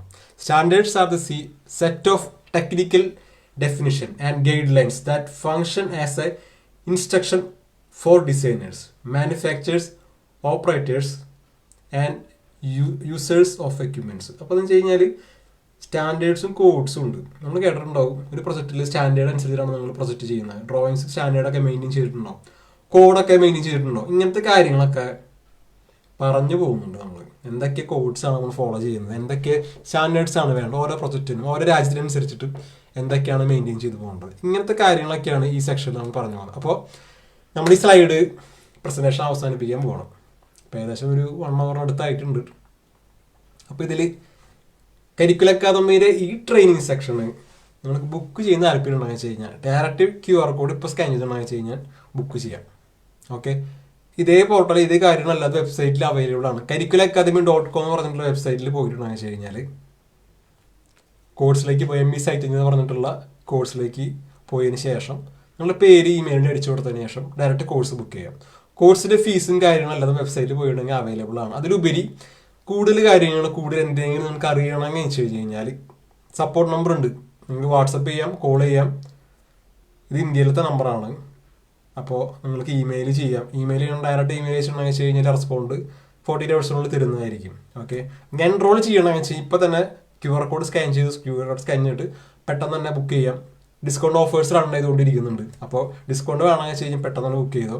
വെബ്സൈറ്റിലേക്ക് കയറിയിട്ടുണ്ടെങ്കിൽ വെബ്സൈറ്റ് ത്രൂ നിങ്ങൾക്ക് സീറ്റ് ബുക്ക് ചെയ്യാവുന്നതാണ്. ഇനി നിങ്ങൾക്ക് ഡെമോ സെക്ഷൻ ഇനി ആവശ്യമാണെങ്കിൽ 1-to-1 ഡെമോ സെക്ഷൻ ബുക്ക് ചെയ്യാവുന്നതാണ്. അപ്പോൾ ഇതിൽ എന്തൊക്കെ കുറച്ചുകൂടി കാര്യം എനിക്കിത് മനസ്സിലായില്ല, ഈ കാര്യങ്ങൾ കുറച്ച് ഇതൊക്കെ ഈ ടോപ്പിക്കിൽ കവർ ചെയ്യുന്നു, അങ്ങനത്തെ കാര്യങ്ങളൊക്കെ ഇനി അറിയണമെന്ന് വെച്ചാൽ ഡെമോ സെഷന് വീണ്ടും ബുക്ക് ചെയ്യണം. ഡെമോ സെഷൻ ബുക്ക് ചെയ്യണമെന്ന് വെച്ചാൽ ഇതേപോലെ തന്നെ വെബ്സൈറ്റിൽ curricularacademy.com വെബ്സൈറ്റിൽ കയറിയതിന് ശേഷം ബുക്ക് ഡെമോ എന്ന് പറഞ്ഞൊരു ബട്ടൺ ഉണ്ട്. അവിടെ പോയിട്ടുണ്ടെങ്കിൽ വെച്ചാൽ നിങ്ങളുടെ പേര് ഇമെയിൽ ഐ ഡിയും അതുപോലെ തന്നെ ഏത് സ്ലോട്ടാണ് നിങ്ങൾക്ക് ആവശ്യമായിട്ടുള്ളത്, ഏത് ദിവസത്തിലാണ് നിങ്ങൾക്ക് ആവശ്യമുള്ളത് സ്ലോട്ട് ബുക്ക് ചെയ്തിട്ടുണ്ടെന്ന് വെച്ച് കഴിഞ്ഞാൽ കരിക്കുലർ അക്കാദമി ടീം മെമ്പേഴ്സായിട്ട് 1-to-1 ഒരു ഡെമോ സെക്ഷൻ അറേഞ്ച് ചെയ്യാം. അപ്പോൾ ഇതാണ് കരിക്കുലർ അക്കാദമിയുടെ ME സൈറ്റിൽ എന്ന് പറഞ്ഞിട്ടുള്ള ട്രെയിനിങ് സെക്ഷൻ. അപ്പോൾ ഇതിലേക്ക് വേണ്ടതായിട്ടുള്ള എല്ലാ ഇൻഫർമേഷൻസും നമ്മളിപ്പോൾ ഈ ഡെമോ സെക്ഷൻ പറഞ്ഞിട്ടുണ്ട്. അപ്പോൾ നിങ്ങളൊരു മെക്കാനിക്കൽ, ഇലക്ട്രിക്കൽ, സിവിൽ പ്രൊഫഷണലുള്ള ഒരു സ്റ്റുഡൻറ്റോ അല്ലെങ്കിൽ വെച്ച് കഴിഞ്ഞാൽ എക്സ്പീരിയൻസ്ഡ് പ്രൊഫഷണലാണ്, നിങ്ങൾക്ക് ഒരു സ്റ്റെപ്പും കൂടി ഈ ഒരു പെർട്ടിക്കുലർ ടോപ്പിനെ പറ്റി നിങ്ങൾക്ക് മനസ്സിലാവണം. ഞാൻ സിവിലിനെ പറ്റിയിട്ട് അറിയുന്ന ഒരാൾക്ക് ഇലക്ട്രിക്കിനെ പറ്റി വലിയ നോളജ് ഉണ്ടാവില്ല, ഇലക്ട്രിക്കിനെ പറ്റി വർക്ക് ചെയ്യുന്ന ഒരാൾക്ക് സിവിലിനെ പറ്റി നോളജ് ഉണ്ട്. അങ്ങനെ ഒരു സിറ്റുവേഷനിലാണ് നിങ്ങൾ നിൽക്കുന്നത്. അതുപോലെ തന്നെ നിങ്ങളുടെ പ്രൊജക്ട് ടീമിലോ നിങ്ങൾ വർക്ക് ചെയ്യുന്ന ഒരു കരിയറിൽ കുറച്ചും കൂടി ഒരു സ്റ്റെപ്പും കൂടി മുകളിലേക്ക് പോകണം, ആ ഒരു സ്റ്റെപ്പും കൂടി കുറച്ചുകൂടി കാര്യങ്ങൾ എനിക്ക് അറിയണം എന്ന് തോന്നുന്നുണ്ടെങ്കിൽ, അതുപോലെ തന്നെ വർക്ക് ചെയ്യുന്നുണ്ട് പക്ഷേ എനിക്ക് ഡിസൈനിങ് സെക്ഷനിലേക്ക് അതുപോലെ തന്നെ ഡ്രോയിങ് സെക്ഷനിലേക്ക് എനിക്ക് എത്തിച്ചേരണമെന്ന് വെച്ച് കഴിഞ്ഞാൽ നമ്മൾ സോഫ്റ്റ്വെയർസ് പ്രൊവൈഡ് ചെയ്യുന്നുണ്ട്. അപ്പോൾ ഈ സോഫ്റ്റ്വെയർ പഠിക്കണമെന്ന് വെച്ച് കഴിഞ്ഞാൽ നിങ്ങൾക്ക് ഈ കോഴ്സ് തിരഞ്ഞെടുക്കാവുന്നതാണ്. അതിലുപരി സൈറ്റ് എഞ്ചിനീയർ ആയിട്ടോ പ്രൊജക്ട് എഞ്ചിനീയർ ആയിട്ടോ നിങ്ങൾക്ക് ഇനി ഫ്യൂച്ചറിൽ വർക്ക് ചെയ്യണമെങ്കിൽ ME സൈറ്റ് എന്ന് പറഞ്ഞിട്ടുള്ള ഈ ഒരു training section one of the best opening ആണ്. അപ്പോൾ നിങ്ങൾക്ക് കരിക്കുലർ അക്കാദമിയുടെ ടീം മെമ്പേഴ്സായിട്ട് ഇപ്പോൾ തന്നെ കോൺടാക്ട് ചെയ്യാം, അല്ലെങ്കിൽ വെബ്സൈറ്റിൽ പോയിട്ട് ചെക്ക് ചെയ്തിട്ടുണ്ടെങ്കിൽ വെച്ച് കഴിഞ്ഞാൽ ഈ കോഴ്സിലേക്ക് ജോയിൻ ചെയ്യാം. അപ്പോൾ ഇനി നമ്മൾ ഇതുപോലെ സെക്ഷൻസ് ആയിട്ട് നമ്മൾ രണ്ടാഴ്ച കൂടുമ്പോൾ നമ്മൾ ലൈവ് സെക്ഷനിൽ നമ്മൾ വരുന്നതായിരിക്കും. ഇതുപോലത്തെ ഇതൊരു ഡെമോ സെക്ഷൻ ആണ്. ഇതുപോലെ തന്നെ ഓരോ ടോപ്പിക്സ് നമ്മൾ ലൈവിൽ നമ്മൾ ഡിസ്കസ് ചെയ്യും. ലൈവ് ആകുമ്പോൾ കുറച്ചും കൂടി ആളുകൾക്ക് മനസ്സിലാവും, പറയുന്ന കാര്യങ്ങളൊക്കെ ലൈവിൽ ഒന്ന് പറയുന്ന വീഡിയോയിൽ പറയുന്നതുകൊണ്ട് ഭയങ്കര വ്യത്യാസമുണ്ട്. അപ്പോൾ അതുകൊണ്ട് ലൈവിൽ നമ്മൾ ഇതുപോലെ ടോപ്പിക്സ് കവർ ചെയ്യുന്നതായിരിക്കും. അപ്പോൾ സീ യു ദെൻ. ഇതുവരെ ഇപ്പം ഞാൻ പറഞ്ഞ കാര്യങ്ങളെല്ലാം കേട്ടുകൊണ്ടിരുന്ന എല്ലാവർക്കും വളരെയധികം താങ്ക്സ്. അപ്പോൾ നമുക്ക് പുതിയൊരു ലൈവ് സെക്ഷനിൽ നമുക്ക് വീണ്ടും കാണാം. അതുവരേക്കും